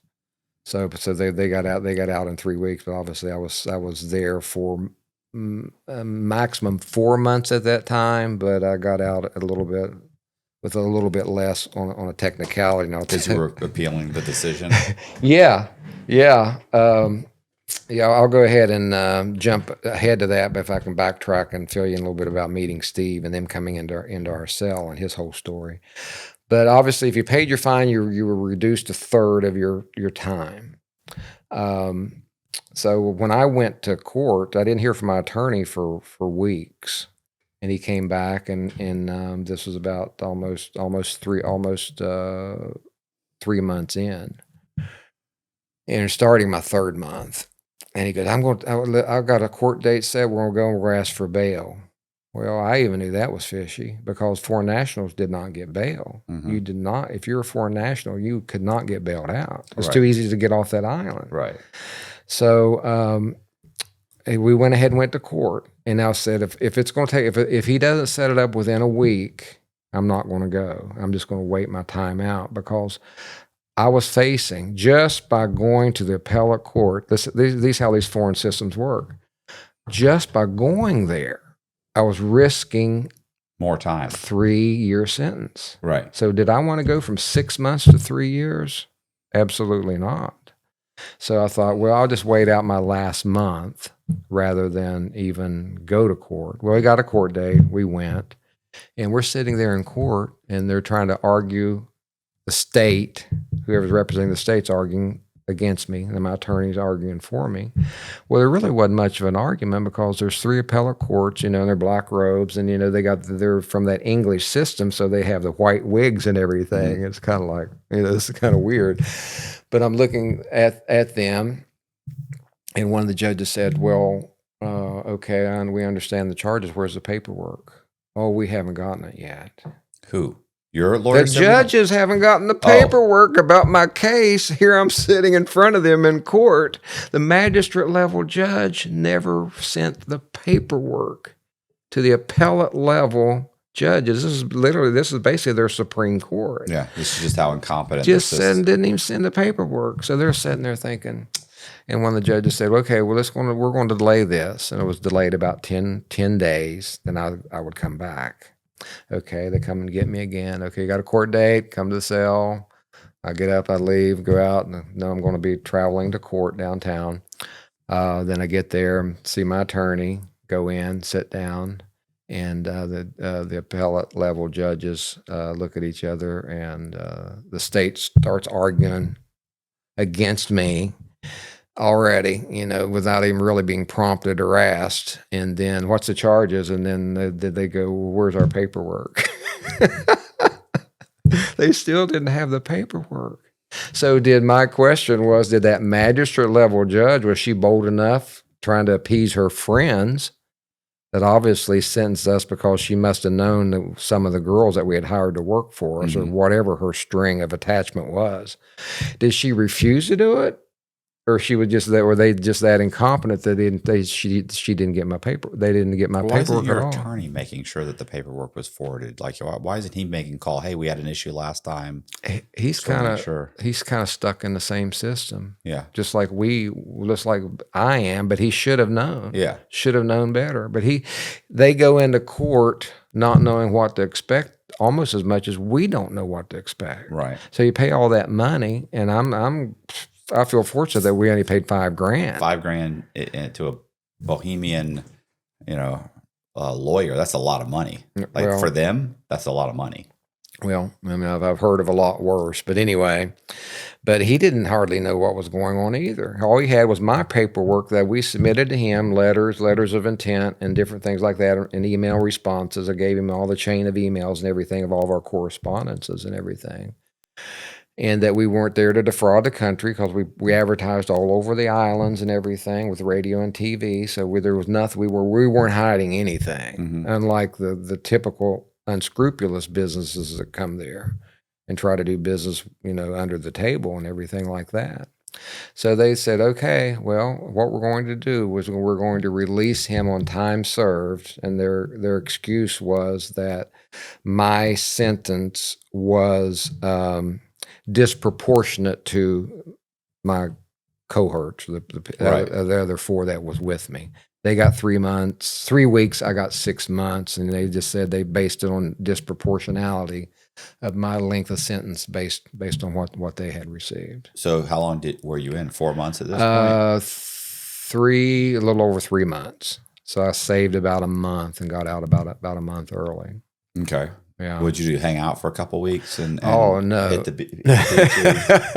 Not hardly. No, I was under. I was not be allowed to go away and do anything. So basically, I went to their holding tank there on at the courthouse, and there was a row of cells, maybe 5 or 6 cells, and they put me and there was 2 other people in my cell. And here, I mean, just like talking about a revolving door for the locals. The local guy was the guy. One of the guys in my cell was buying Subway sandwiches for one of the guards. Oh, Joe, whatever his name was. When you bring me a sandwich, I'm hungry. I'll pay you. I'll pay you back. I don't think he had money on him, but he said he'd pay him back. And the guard comes back, gives him a sandwich. He splits it with me. I said, yeah, that's pretty chummy. Right. But there was another guy, an American, just to show you why you don't mess around in foreign countries, because you never know what's going to happen. Again, I use that 3-block barrier from the beach, and maybe really only be 2. If you go somewhere, and I'll never bash the Bahamas for a vacation or anything like that, because most people don't go there to do business, right, or they don't have ill intentions of being there. But if you stay within that couple blocks, 3 blocks, you're going to be pretty good. You're not going to get into too much situation. But this younger guy was in our cell with me, and he was just kind of like out of his wits, just like didn't understand. Just like my first few days there under those circumstances, he was arrested. He was on his honeymoon on a cruise ship and bought a joint from somebody off the cruise ship. Well, as soon as he got to port, guess what? He was arrested. Right. So he had a $500 fine. Had to go to court, and he had ruined his whole honeymoon. The wife flew back to the States, and he was there facing court and jail time and fine for buying a joint on the cruise ship from somebody he thought was just another passenger, but he was set up. I went to Jamaica one time, and the girl I was in Jamaica, we got into a taxi and said, "Hey, just drive us around. We want to go other places that aren't just tourist places." And we drove. He drove us through some place, and then we were like, "Oh, what's the closest, city or other town over?" And he was like, "Oh, it's such and such." And we were like, "Oh, let's go there. Let's go there." He's like, "No, we're not going there. I'm not taking you there." We were like, "Why? Why?" And he said, "They'll rob you." I'm like, "Yeah, but we'll just drive through. We won't get out of the car." He said, "No, they'll stop us. They'll rob you. They'll see you in the back. They'll rob you. They're 2 white people. No, they're going to rob you." Yeah. And it was like, holy Jesus. And we're like, "How far away is that?" It's like, "Oh, it's like 5 miles from where we were." And and he's like, you can't go there. He's like, "You can't go. I just took you to the few places you're going to be okay, but I'm not going to bring you there." Yeah. And I'm, "Well, is there another place?" He's like, "Oh, there's another place we can go drive through, like a little neighborhood, little town. You'll be okay here." He said, "But you just can't go into these. There's too many places in Jamaica. You just can't go. You need to stay in the tourist areas. They're protected." Yep. was like, wow. Exactly. Yeah, because I saw the backside of this leaving Fox Hill Prison and traveling through those areas and stuff like that. And I said, this looks nothing like the resort. Yeah. I was at like all. in Mexico. Yes. You know, Yeah. the same thing in Mexico. You stay in the areas that are designated, and if you go outside of that, well, then you're going to get robbed, or your bad things could happen. Yeah. That's why, I mean, my warning, and again, I never bash anybody. I've known a lot of people that's traveled and vacationed in the Bahamas. You know, they go to Atlantis and stuff like that. Fine and dandy, but stay within your limits. Yeah. And do not interact too much with the locals in bars and different things like that, because one accusation will put your ass in prison. Right.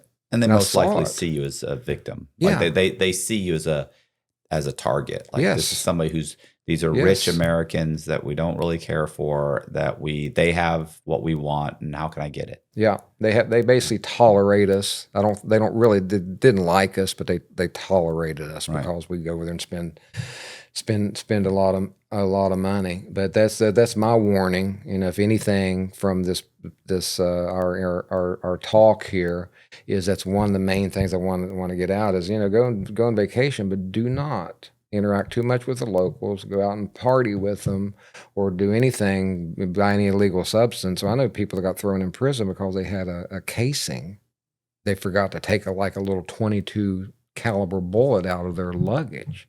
I mean, that was like 5-year sentence for that in the Bahamas. Don't get caught with a gun, but the local hoodlums, I don't know if you'd really call them gangbangers or not, but they all wanted a gun and they wanted a bottle of Hennessy.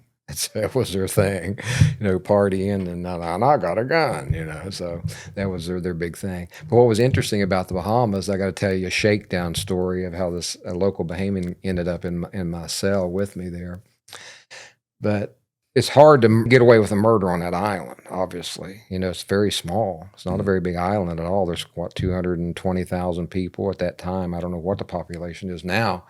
But I found out that the Haitians are the hitmen. They they'd fly them in from Haiti. They'd knock somebody off. They'd be flying back out the same day. They'd never get caught. Mm-hmm. So one of the guys was in for murder. It was a Haitian guy that actually fairly nice guy. I don't have no idea what turned out in his case because I was out before him.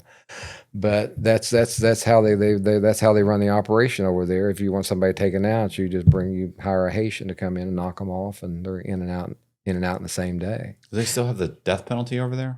I don't know. I really don't know. I didn't know if they did back then or not. I read a book, which is horrible to say. It was Stuart Woods, and it was what was the guy's name? It was like Jack Barrington or something. It's a whole series of novels. They're horrible. Mm-hmm. But he talks about, at one point, I think he goes to the Bahamas. I think he kind of explains the sentencing structure was like up to 1 year or a fine could get you out of it. And then it was like then they had it where it was like between 5 and 10 years where you actually had to be incarcerated. He said typically.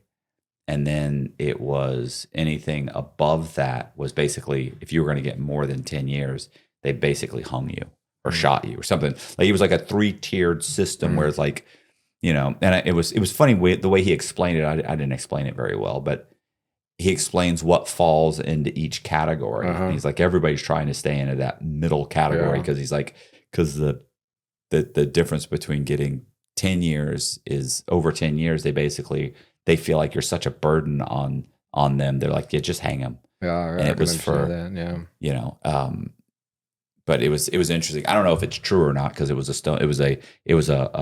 Stuart Woods book. So who knows? But Jack Barrington was one of his. He's really actually a lot. They were, you know, I used to compare those books in prison. Like you had some books that were basically like they were almost like sitcoms. Yeah. You know what I'm saying? Like there were serious books and then there were the sitcoms. Yeah. He had a series of sitcoms, Okay. but they were great to read. Yeah. You had to read like 5 or 6 of them and then you could move and read a serious book and then you jump back to some sitcoms. Yeah. You know? Yeah. So anyway, but I was wondering if that was true or not. Who knows? Yeah. You know, one thing I really thought was interesting about their prison system over there is like Hans, for instance. If he was caught in the U.S. per se with a boatload of $5+ million He did some payload. serious time. Yeah, and there 5 years. Yeah. And then out in 3.5 or Right. so, or 1/3 off of that. Look what a It's horrible like, situation yeah. too, though. Yeah, as much as they want to they throw people in the prisons over there and everything, most of them are given something that wouldn't even would be small compared to what would happen over here. I mean, he'd have got 30 years here probably for something like that. What's funny is I had my mom, when I was locked up, sent me an article that was called "Bring Back the Lashings" for prisoners, and they talked about a survey that they had done, which was, would you rather take like 20 lashes? Keep in mind, a lash, people like, you're cutting through your skin. I mean, these guys are like having to be stitched up. I mean, lashings were brutal. And they were like, would you rather do 5 years in prison or take, 20 lashes? And they talked to multiple, something, I don't know how many inmates they surveyed. And almost unanimously, they were all like, I'll take the lashes. Like, I would rather be brutally beaten and lashed than have to do the 5 years. Yeah. And so it's like, yeah, is the Bahama prison horrible? As long as I don't think I'm going to die, I'd rather do the 5 years than do 20. Yeah. You go, oh, no, but you'll be in a better situation in the 20. I don't give a shit. It's not the conditions. It's the 20 years. That's the agony. Exactly. People don't realize that. They'd be like, oh, yeah, but you were in federal prison. Stop it. It wouldn't matter if I was in the Ritz-Carlton for 20 years. It's a horrific experience. You've been removed from your family. Yep.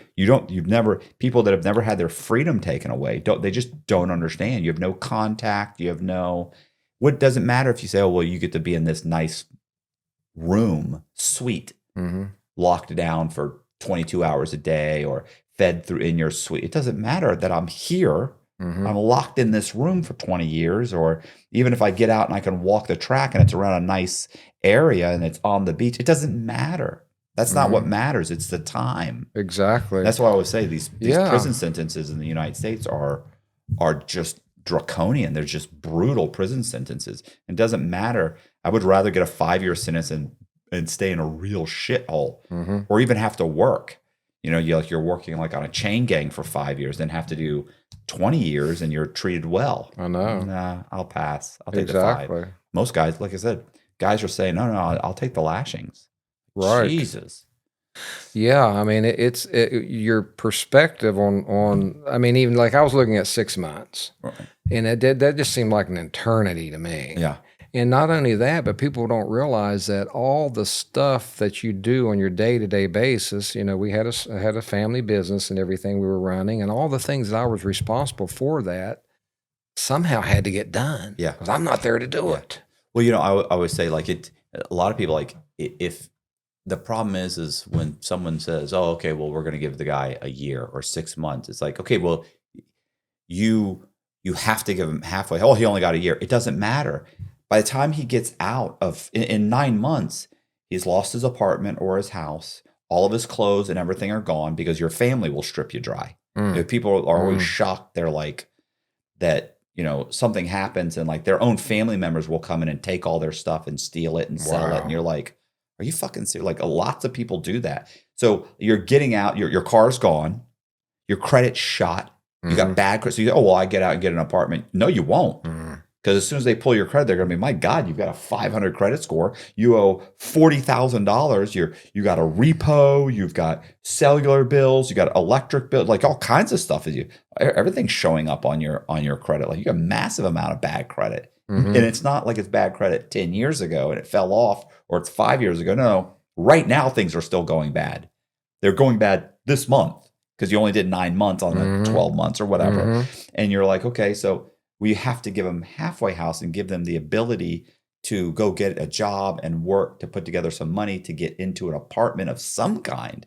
And it's just, if you don't have anybody in your life that can help you, and you do even a short sentence, it's a revolving door. Yeah. You're just going to go back. You're going to end up back in prison. What are you going to do? Yeah. Push come to shove, if you're on the street, most people are going to commit a crime to get money Right. to survive. You will. Oh, I'd never commit crime. Yes, you would. You've just never been in the position where you would commit a crime. You will. Yeah. Under the right circumstances, anybody will commit a crime. Mm-hmm. You know, oh, I'd go to my sister. You don't have a sister. You don't have a brother. You don't have anybody that'll put you up. You're going to live on the streets. You're starving. You know, you don't know how to live on the streets. Some guy who's been homeless for 20 years, he can survive on the streets. You're starving to death. Yeah. You're now asking this hobo, how do I get some food? Yeah, you have to become an urban survivalist, and that's tough. Yeah, it's a shitty situation. Oh man! And you know what's funny is, what makes it worse is guys that you talk to that didn't do anything. That they go to prison and they didn't do anything. They never saw it coming. Mm-hmm. You know what I'm saying? Like never you never saw a situation where I'm going to end up doing 4 months or 3 months in prison. Like, how would that possibly? I can't imagine a scenario I could get myself into that would happen. Like for most people. Yeah, absolutely. Well, back to I think I did a description of the bulkhead that we were in, which is about 32, 34, something like that, and that had this partition at the end. These blankets that were holding over a rope. Well, that was our bathroom because we didn't have working bathrooms in our cell. So we had 5-gallon buckets. And you know what? One thing I think about and have thought about over the last 12, 13 years about this is the ingenuity. Like most of these guys were in and out fairly quick, especially the locals. But what the ingenuity and what's being passed on to like the next generation, what you learn to do in there. Like these guys they would get the plastic bags and they quarter them up. They cut them up into quarters. Well, that was literally your bathroom. You know, you did your business and you tied it up and you stuck it in the bucket that had water and piss in it. Right. You know, so and that was like our private area basically. But one time they brought in like 12 guys in the middle of the night, so we had like 30 some people in that cell. So we were literally nose to toes. I was turned this way, and another guy would be turned the opposite way, and his toes was in my face, and my toes was in his face. Right. So we were just packed in there like sardines, and everything the buckets were running over and everything like that. So that was it got to be pretty nasty. We were comfortable. With about 15. It started getting crowded about 17 or 18 because there wasn't enough room to sleep for everybody to lay. And of course, we were all laying on the floor. But that was our bathroom. We were there 3.5 hours was in the cell during the week. We had a half hour around 10:30 in the morning to go to the shower area, again, if they were working. Again, there were toilets there in the shower area, but same scenario as in immigration detention. You better have a 5-gallon bucket or else it's not going to flush. So that was a flushing mechanism of the toilets over there as well. And then on weekends, once you came back in after your little excursion out, if you wanted to take a shower, spend a little time in the yard on Friday morning, then you weren't back out until Monday morning. So the weekend you're 24/7. You get to do nothing, don't get to go out of your cell. And of course, we all slept on the floor. We were on concrete, and we used cardboard or whatever we had. Now I want to use that to transition into Steve. Steve was a guy that's asked us if we were Americans when we met when we were in intake, and we met him in this little hallway, like a little not a courtyard, but just a little meeting area outside of intake that we met him. He asked if we was Americans. He had more or less grown up in the New Orleans area and went to Indonesia and opened up businesses in Indonesia. And from Indonesia, he ended up in the prison there. But again, when I met him, he already was down to probably 140, 45 pounds, looked pretty skinny, and didn't really even look healthy at that point, but still had a fair amount of energy. So we get escorted over, backtracking, we got escorted over into maximum security, got in there, got settled, and about 2 days later, here comes Steve and Yufu and Tanabe. They're 2 Japanese nationals. And Steve, they come to our cell. So they went ahead and moved him out of remand, or just that holding area, and then went ahead and moved him into a cell. Now, the differentiation between whether you were still not sentenced versus being sentenced was, whether they cut your hair off or not. So I finally got my hair cut off to, shave basically. And Steve and them never did get a haircut because they never did get sentenced in like 20 months of being in that prison because they kept going to court. The story with him is, if you just backtrack, because obviously you spend 3 solid months with somebody, you hear a lot. Well, they were born in Indonesia. Their dad was Dutch heritage, so they're Dutch and Dutch ancestry. I think his mother was. I think he said his mother was half Chinese. So they were born in Indonesia, which was the Dutch East Indies. So that was originally the colonies there that the Dutch had settled, and they still had plantations up until, I don't know if they may even have them today. Well, Steve and his brothers and sister, basically their early years was on that plantation in Indonesia.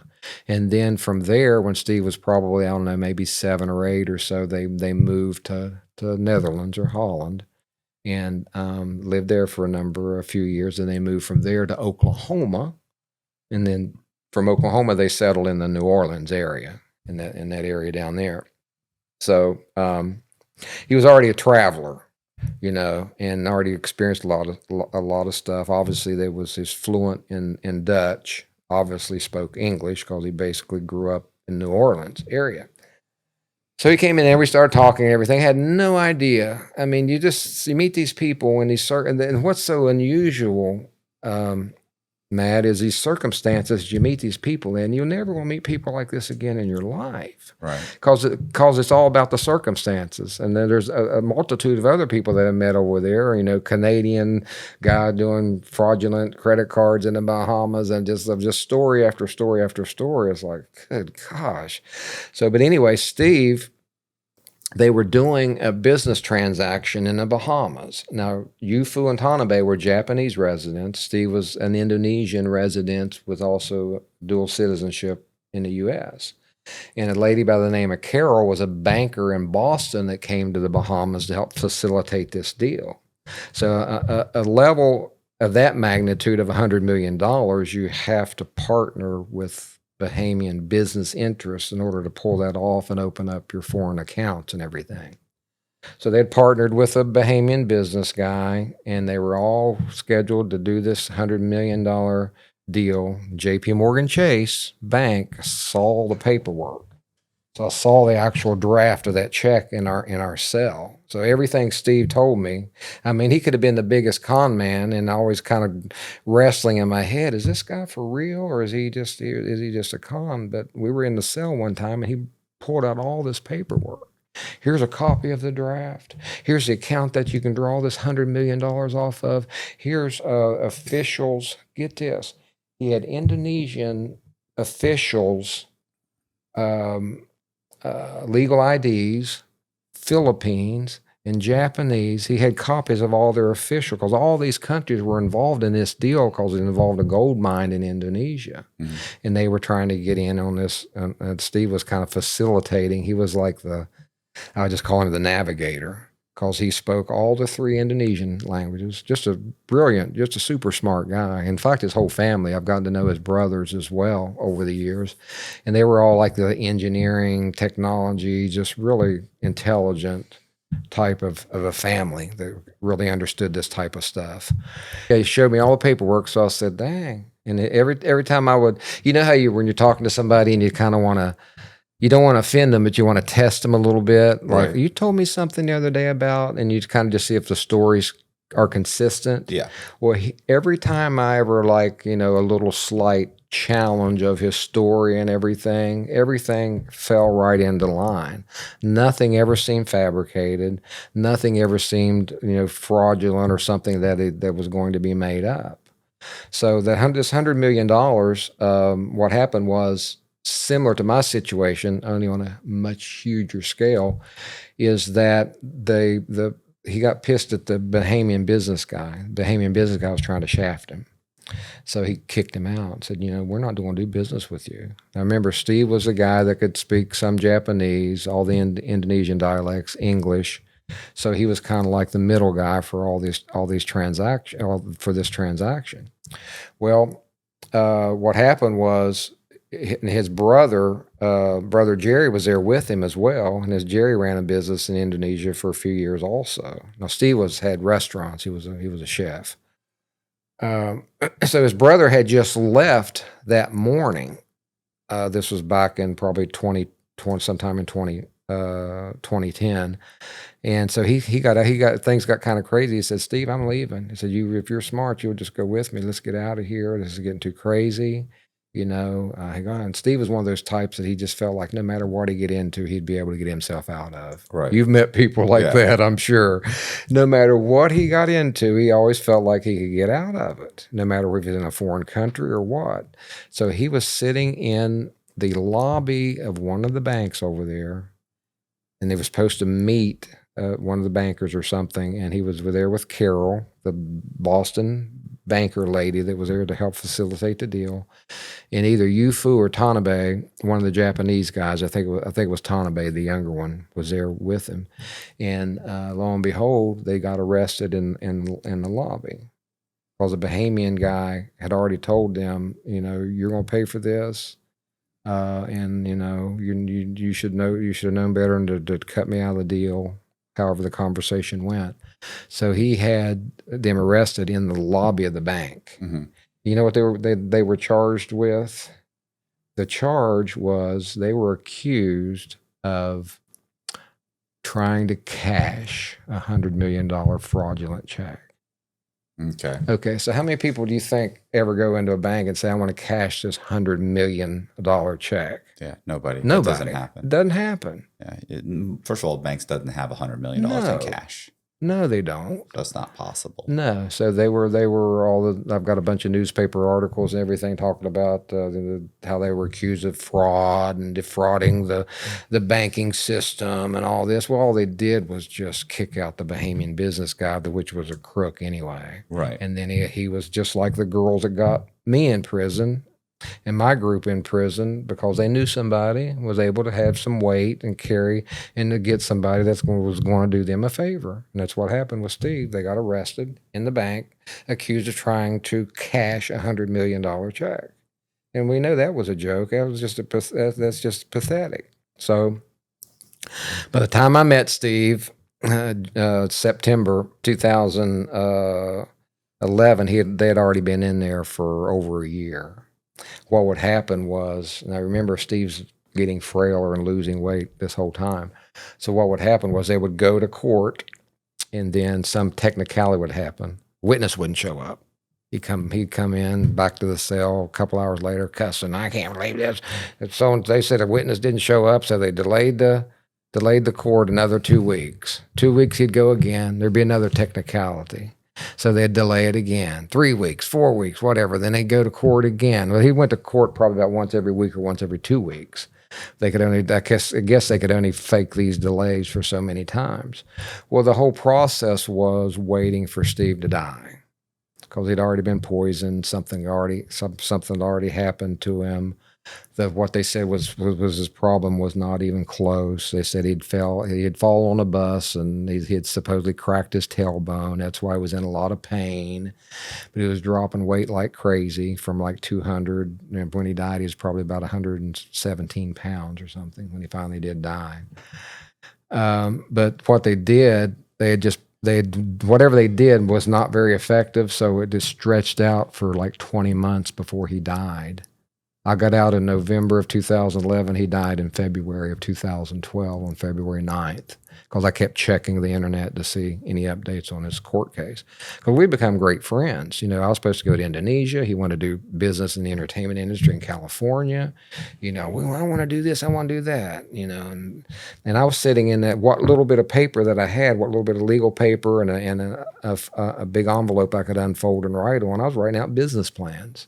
Right. Yeah, we had this he wanted to call it Jap Indo Industries, Japanese and Indonesia, and this was going to be this entertainment system that he was going to, work I don't no need to go into all the details on that, but since I had some experience in entertainment at that point, it was helped pass the time a lot. We'd sit and write these business plans up, and another thing that he did, which I still have this, again didn't get much paper, so I was able to write a.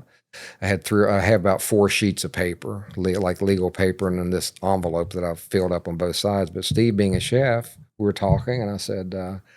I like create. I do love doing creative stuff. It's mostly like house projects and stuff like that. But I said I would enjoy cooking if it just didn't take a lot of time. I could do it quickly. So he gave me about 30, probably about 30 recipes of meals that you can make real quick. And I'm sitting in there writing down all these little details about these meals. I've made some of them since over the years. I've made some of those just quick meals that he showed me that I could make quickly. So every now and then I pull that out and just think about the time that I was sitting there was writing down these recipes that he gave me as a chef, and told him I wanted to make some quick meals. So we became real close in that time, and he was the only one that they brought. He was so sickly that he was the only one that they actually brought a mattress in our cell, and so he came. He was like second person down from the end wall. Then there was the door. And then I literally slept in front of the door again to try to get some air. So he slept on a mattress. I slept on the floor, and everybody else obviously slept on the floor all the way up to the other end. But again, he was the only one that had a mattress, which was about 4 inches thick. But they did bring medication regularly. He got medication all the time. The 2 Japanese guys got medication because they were talking about illnesses that they had. Whether they did or not, I don't know. But and a few other the guys, they did try to keep him medication. But what they'd done to Steve, they were just fake. They faked whatever they said his injury was, because when it was all said and done, they said he died from prostate cancer, and which was never diagnosed. Mm-hmm. Every time he went to the doctor, he came back, and I knew the whole lowdown of what had happened. Never diagnosed with anything to do with his prostate. So when he died in February 9th, they immediately released the 2 Japanese guys that was in my cell. They released Carol from the women's side of the prison. They all got out, and they would not let his brothers or his family bring his body out of Bahamas back to New Orleans. He had to be cremated there. What, they didn't want a autopsy? Nope. No toxicology reports. Nope. Nothing. No. So that's how they hid the poisoning. So what did the embassy? Nothing. They were no fucking help at all. Not at all. They were pathetic. I even tried to contact them on his behalf when I got out, because there's about a little over 2 month span between when I got out and his death. Because we'd already planned I was going to go in and he was inviting us over to Indonesia and everything. I was just waiting for him to get out and check on his condition and everything. I knew he was sickly, but he was functioning. Some days he was better than others. Mm-hmm. And when I was talking to one of his brothers a couple of years ago, they said, well, yeah, we talked to him about 2 days, and he was doing okay, still talking about he's going to get out of here and this, that, and the other, and what he was going to do. Then 2 days later, we find out he's dead. So evidently they gave him something that just finally did him in, rather than him suffering for 20 months with whatever they gave him that was probably more than likely was supposed to kill him a lot. They probably didn't want to kill him too fast, but they wanted the process to drag out whatever they did to him, so it would look more like a natural cause, because they reported it as he died from prostate cancer. And you think it had something to do with the Bahamian businessman that yeah. He told him he told Steve he was not going to get out of there alive. He already told him he would never get out of this prison unless he was dead. And that was actually the case on that. And you have the articles and oh yeah. Yeah, I've got one of the Bahamian articles even said foreign national murdered at Fox Hill. One of them even specifically said that he was murdered. we all know, and then just those of us that spent the time with him, and I immediately started contacting his family, talked to his brothers, and they wanted to know how he was doing and everything. And so I talked to them for a few while. Then it kind of spread out. But one thing that really knew that it was a bad situation. Now I didn't find this out until like about a year ago. That $100 million deal was the beginning of a $500 million deal on this Indonesian gold mine. And the reason that Steve and even his brother was involved in this is because they had access once they got this account and everything established in the Bahamas with the offshore account and everything. The money was going to Europe because Europe has a whole different lending process than the United States has. They'll lend 7 times what you have on deposit. You can roll that money over like seven times. So if you got $100 million, you can literally turn that into like $700 million of operating capital. So it's his brother Jerry told me that this was the first $100 million of a $500 million deal. That's why Indonesia, Japan, Philippines, the U.S., and obviously the Bahamas. There was 5 countries involved in this, and not counting either Holland or the European country that was going to end up being the banking facility. The money, once it was established in the Bahamas, was going to Europe, and that's when they were able to collateralize that money and bring more money back into the system for their project. So I said $500 million. I thought $100 million was a lot, but we're talking $500 million deal. So you can imagine the people that wanted their hands on part of this. Well, his brother also told me that several months after Steve's death, that money did get circulated. That $100 million didn't get into circulation, and through another channel. But I saw a copy of the bank. Steve called it a bank draft. It was written out as a check for $100 million. J.P. Morgan Chase. You think J.P. Morgan Chase came to his defense at all? Absolutely not. So, and I saw the bank account and they'd only the drafts have only it'd be like 4, 5, 6 years. The bank account went back to like the 1970s. The account, and there were only so many drafts off of that account and all those years. So J.P. Morgan Chase did not come to his defense. The U.S. Embassy was an absolute pathetic joke that they just let him. And then in the articles that I have from after his death and everything, they tried to defend themselves.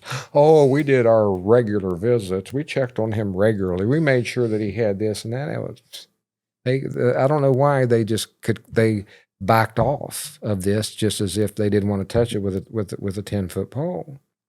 But I was talking to the brothers about a year after his death, and they had already done local news interviews in New Orleans and everything, and other types of interviews and everything. And Robert, one of the brother that wasn't in the Bahamas with Steve, had a colonel that he knew from the Army, called him up and said, "Hey, I saw this story that you did about your brother." He said, "I need to meet with you, but I don't want to, we can't talk over the phone. Where can we meet?" Well, they were in the Army together at one point. This guy ended up being a colonel. And so Jerry and Robert met with this colonel and met at some restaurant. And he said, "Look, I see what you guys are doing, and my advice, I know something about this. I'm just going to advise that you just drop it. Leave it alone. Don't pursue this." He said, now this wasn't a threat. This was a friendly warning from something that he knew. He wasn't directly involved in it, but he knew what was going on. He said, "You guys have families." He said, "You do not want to pursue this. You're just going to open up something and start something that's going to be detrimental to you, and it's not going to turn out well." So they were advised not to pursue this. So this was 2012. We're sitting here at 2025, so there had to be about a 10-year gap waiting period before we all had to go ahead. And his family was okay with even me pursuing doing this story and getting it out more. They said, "Oh yeah, we're good now." And this is about 2 or 3 years ago, which would have been about 10 years in. They said, "Yeah, no, yeah, we want this story to be told, and we feel like enough time has passed that it should be safe to tell the story." So what is your hope for telling that talking about Steve? I think that this story has no closure, and I mean, I was in a myself. I can tell 90% of the story, other than what his family would add, because I experienced everything. And my objective is, I believe I want to see somebody pick up this and run with it and get closure to his death. I mean, I just think it was just absolutely ridiculous and unfair that they were just left alone over there, and just like even in our situation, all nothing. This is nothing. They'll just probably just let you go. You're not going to have any situation. There's nothing that's really going to happen. Well, then, and now look at my situation, and I can't even begin to compare to what Steve went through and the magnitude of what they were involved in and everything. I mean, they said we were trying to defraud the Bahamian people, but guess what? We never had to refund one penny to any of the Bahamian people that we worked with over there. They just wanted more money from us, as obviously they did from that $100 million that Steve was overseeing and in charge of. So I believe that there's need to be some closure with this, because I think that it really will open up a larger can of worms, because this is not a standalone incident, and what was the magnitude of how large this could go into other situations, what would this shed light on in itself? I mean, to me, $100 million or $500 million is a huge deal. But what else is going on that happened either in the Bahamas or these other countries that, that become foreign hubs for money and business entities to be established and everything like that? But I just think it's just absolutely ridiculous that he didn't get out of there alive. And I think somebody needs to pick up and run with this, because the story itself is noteworthy, but where does it go from here? I can't give you an ending to the story as far as what happened. I can tell you that they had a service from him at the yacht club there close to New Orleans, and I've got a video of the service and everything like that, but that doesn't bring any closure to anything. Here he was living in Indonesia and had a daughter and an ex-wife in New Orleans, and a wife and a son in Indonesia. Everybody was just left hanging, just because somebody was bold enough to go out and do something out of the ordinary. I love creative people and people that'll take a risk. My risk have always been fairly calculated, other than me being naive to do business in the Bahamas and thinking that everything's going to turn out okay. But, I've just, the type of people that are willing to take these huge risks. Now, another thing, Steve's restaurant in Indonesia also became a meeting point for CIA and other people that they wanted to meet with. He was like an established, earlier I said he spoke all three Indonesian language, and Steve's languages. He got to know government officials, people that come into his restaurant. Well, that became a meeting point to interchange and a hub. Yeah.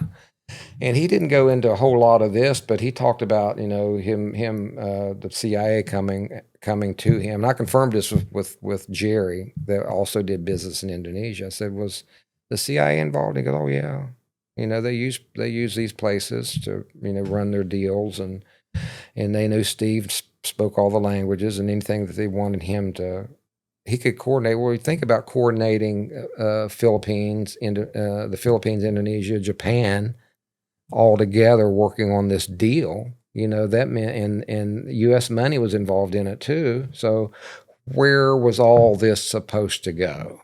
Mm-hmm. Who was actually owning this gold mine? Was the gold mine just going to be a front that they could pump $500 million or $1 billion into at some capacity?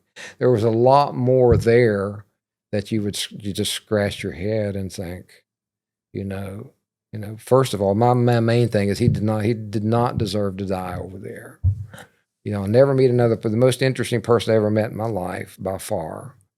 And, somebody I thought I was going to be a friend with for the rest of my life. But in my situation was just peanuts compared to what he had been involved in. And he told me stories of other situations because he ended up in jail in the Bahamas as well. But he was just like on a hold for like 3 or 4 months. Well, Steve, being the type of guy that would, he's always cutting deals and say, when I get out of here, I'm going to do this for you. I'm going to do that for you. I'm going to do this. Well, they knew that he was a chef. So he became the chef for that jail in the Bahamas there. I'm sorry, in Indonesia. And he had free reign to hop on a bicycle and go down to the market, buy whatever he needed, come back and cook for everybody, as long as he wasn't gone too long, because he knew that he was going to eventually in 3 or 4 months he was going to be out of that situation. So, but they just gave him like free reign of the jail because he cooked for everybody. But that was just a typical example of what he did. They called him the charity chef because he cooked meals for a lot of the underprivileged people in Indonesia. One of the biggest things he talked about, which he thought was just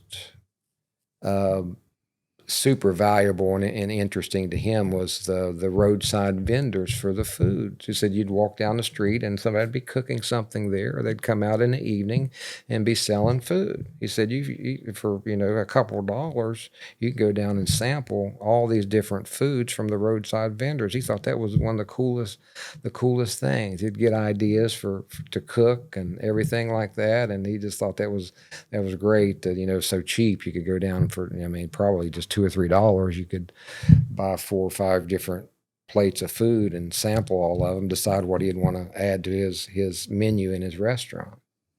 But he had a Dutch with a Cajun style of cooking mixed with Indonesian food, and that became his fusion. Style. Fusion of restaurants and stuff. But just to go back to that question, I just think I think the whole story is worthy. I've actually got I don't have a movie script, but I've got a movie treatment, which is like a scene by scene. Lists all the characters, and it says scene 1, scene 2, all the way into scene 63. We're just not that.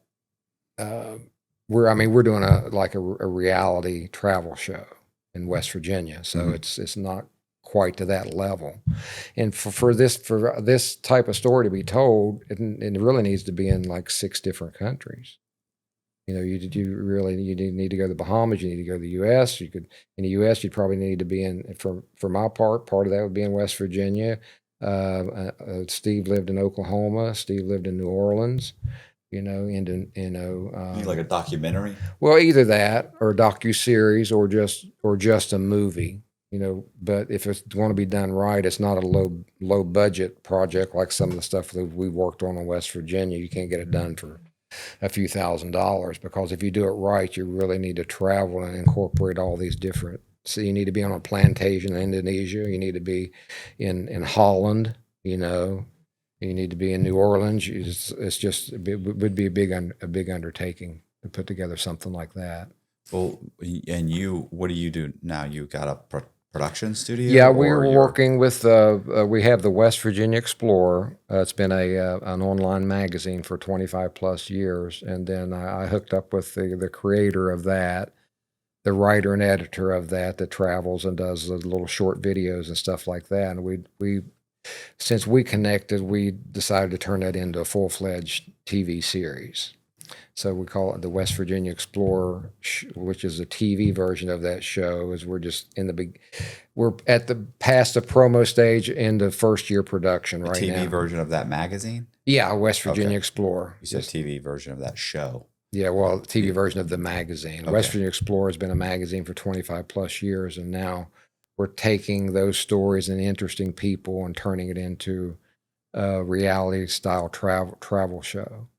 Because Steve has a personality. I've learned enough in LA and with acting and everything that you got to have either a certain type of personality or enough acting skills to pull something off like this, and Dave has these capabilities to do that. So he's acting experience. He's done a few movies. He's did drama and everything. And so as the editor and writer and the guy that's been going out for over 25 years doing stories and articles, that we decided to develop this into a reality travel project, and it should be half-hour segments geared for TV, not just the internet. TV like national, like network TV, Yeah. or like network, a streaming network. Either or, depending on what doors open first. Our goal is to produce the first year of at least 8 episodes, which we start in May. We can have 8 episodes done by the end of the year, and then we would start streaming. But from the streaming, we would look to get network or cable deal from that. So ultimately, you would want 12 episodes, right? Because it's every month, or well, I mean, streaming, obviously people binge watch, right? So we would drop 4 at a time for the first year, 4 and then 4. But most of what I've heard is you can do 10 to 12 episodes, and it's not going to air all year long. But be prepared. It'll just run for a season like that. But that depends on the network or the cable or regular TV network, what type of arrangements, what type of deals we can get. Something like Discovery or A&E, or there's a lot of different opportunities. Isn't there as well. One that just does biography, or no, not biographies. It does just documentaries. Is it? I heard it the other day. That paid some kind of paid thing. Yeah. You pay like $30 a month or something. It's nothing but documentaries. Mm-hmm. I don't know the name of it though. Doc Geo. I don't know. Yeah, we put 2 years of just development into the right type of style, because we almost went scripted comedy. We felt like we could pull that off with the personalities that we had, but we're advised to stick with what we do, what we know, and what we would do best, and that's more like the reality or documentary style. So I'm pitching this as reality, but with its documentary content. But we're looking for, with the personalities that we have, Dave and the other people, we believe it will draw a larger audience than just your typical guy that wants to sit down and watch a documentary on travel or something like that. A little different with that. With the personalities and the style and the interaction, we'll bring a flair, that reality flair, with that. Kind of like if you think of the American Pickers, they hop in a van and they go and they look at all these antiques and all these different places and stuff like that. I mean, I believe we got a way better concept than they do, and they've been on the air for a number of years already. They're just 2 guys in a van, and they stop at some warehouse with people's got junk that they haven't wanted to get rid of in 20 years. They got one girl in the office that's always on the screen or on the phone. She never leaves the office, or just set a camera right there in front of her desk or a table or wherever she's at. And it's a little bit similar to our concept, but we've got the content is not a problem. I mean, the interesting people, the beautiful places. I mean, our aerial shots, our drone shots are, I mean, you talk about the New River Gorge and places like this. I mean, it's just beautiful. It's a beautiful state. So it's going to open up, and we already know all the travel and tourism people in the state and everything like that. So they're all for it. But it doesn't mean you get the kind of funding that you really need for it. We're going the private route for that.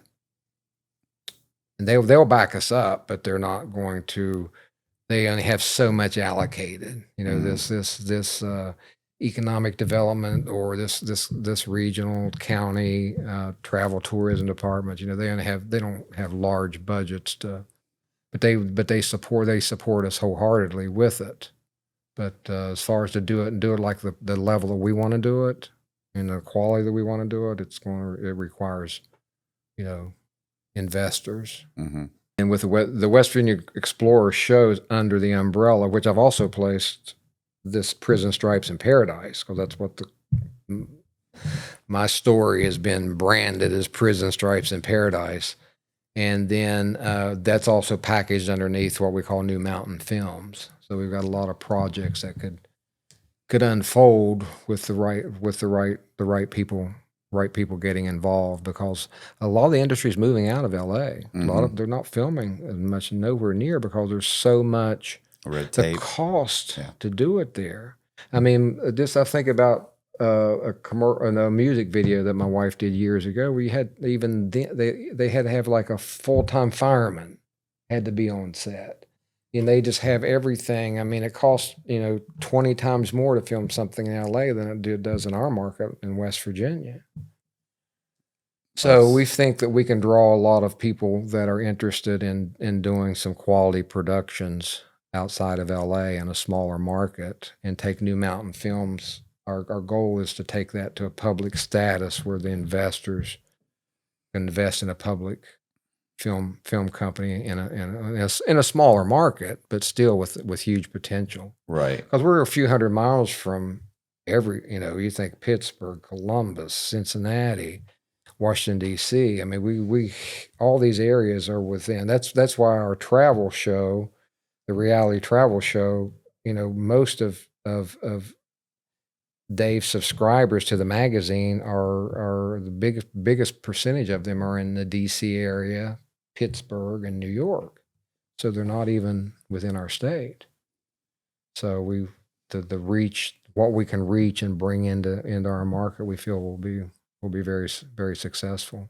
Yeah, I know that Oklahoma and Nevada are stealing a lot of Hollywood's studios, and absolutely everybody's moving to those states to start opening up stuff. Oh yeah, Fayetteville, North Carolina. Atlanta's exploded. I mean, it started with like the music industry and hip hop and music videos and stuff like that, but it's exploded. One of Steve's brothers in New Orleans, that I've been in contact with, they do some extra work, and there's multiple studios in New Orleans now, and they've reopened a lot and building that. So it's starting to filter out across the country, where it's a lot more feasible, the logistics. And then even like we were talking about editing earlier before we started sitting down here at the table, so much stuff doesn't have to be all localized. So it just opens up doors that you can really do a quality production even in a state like we have.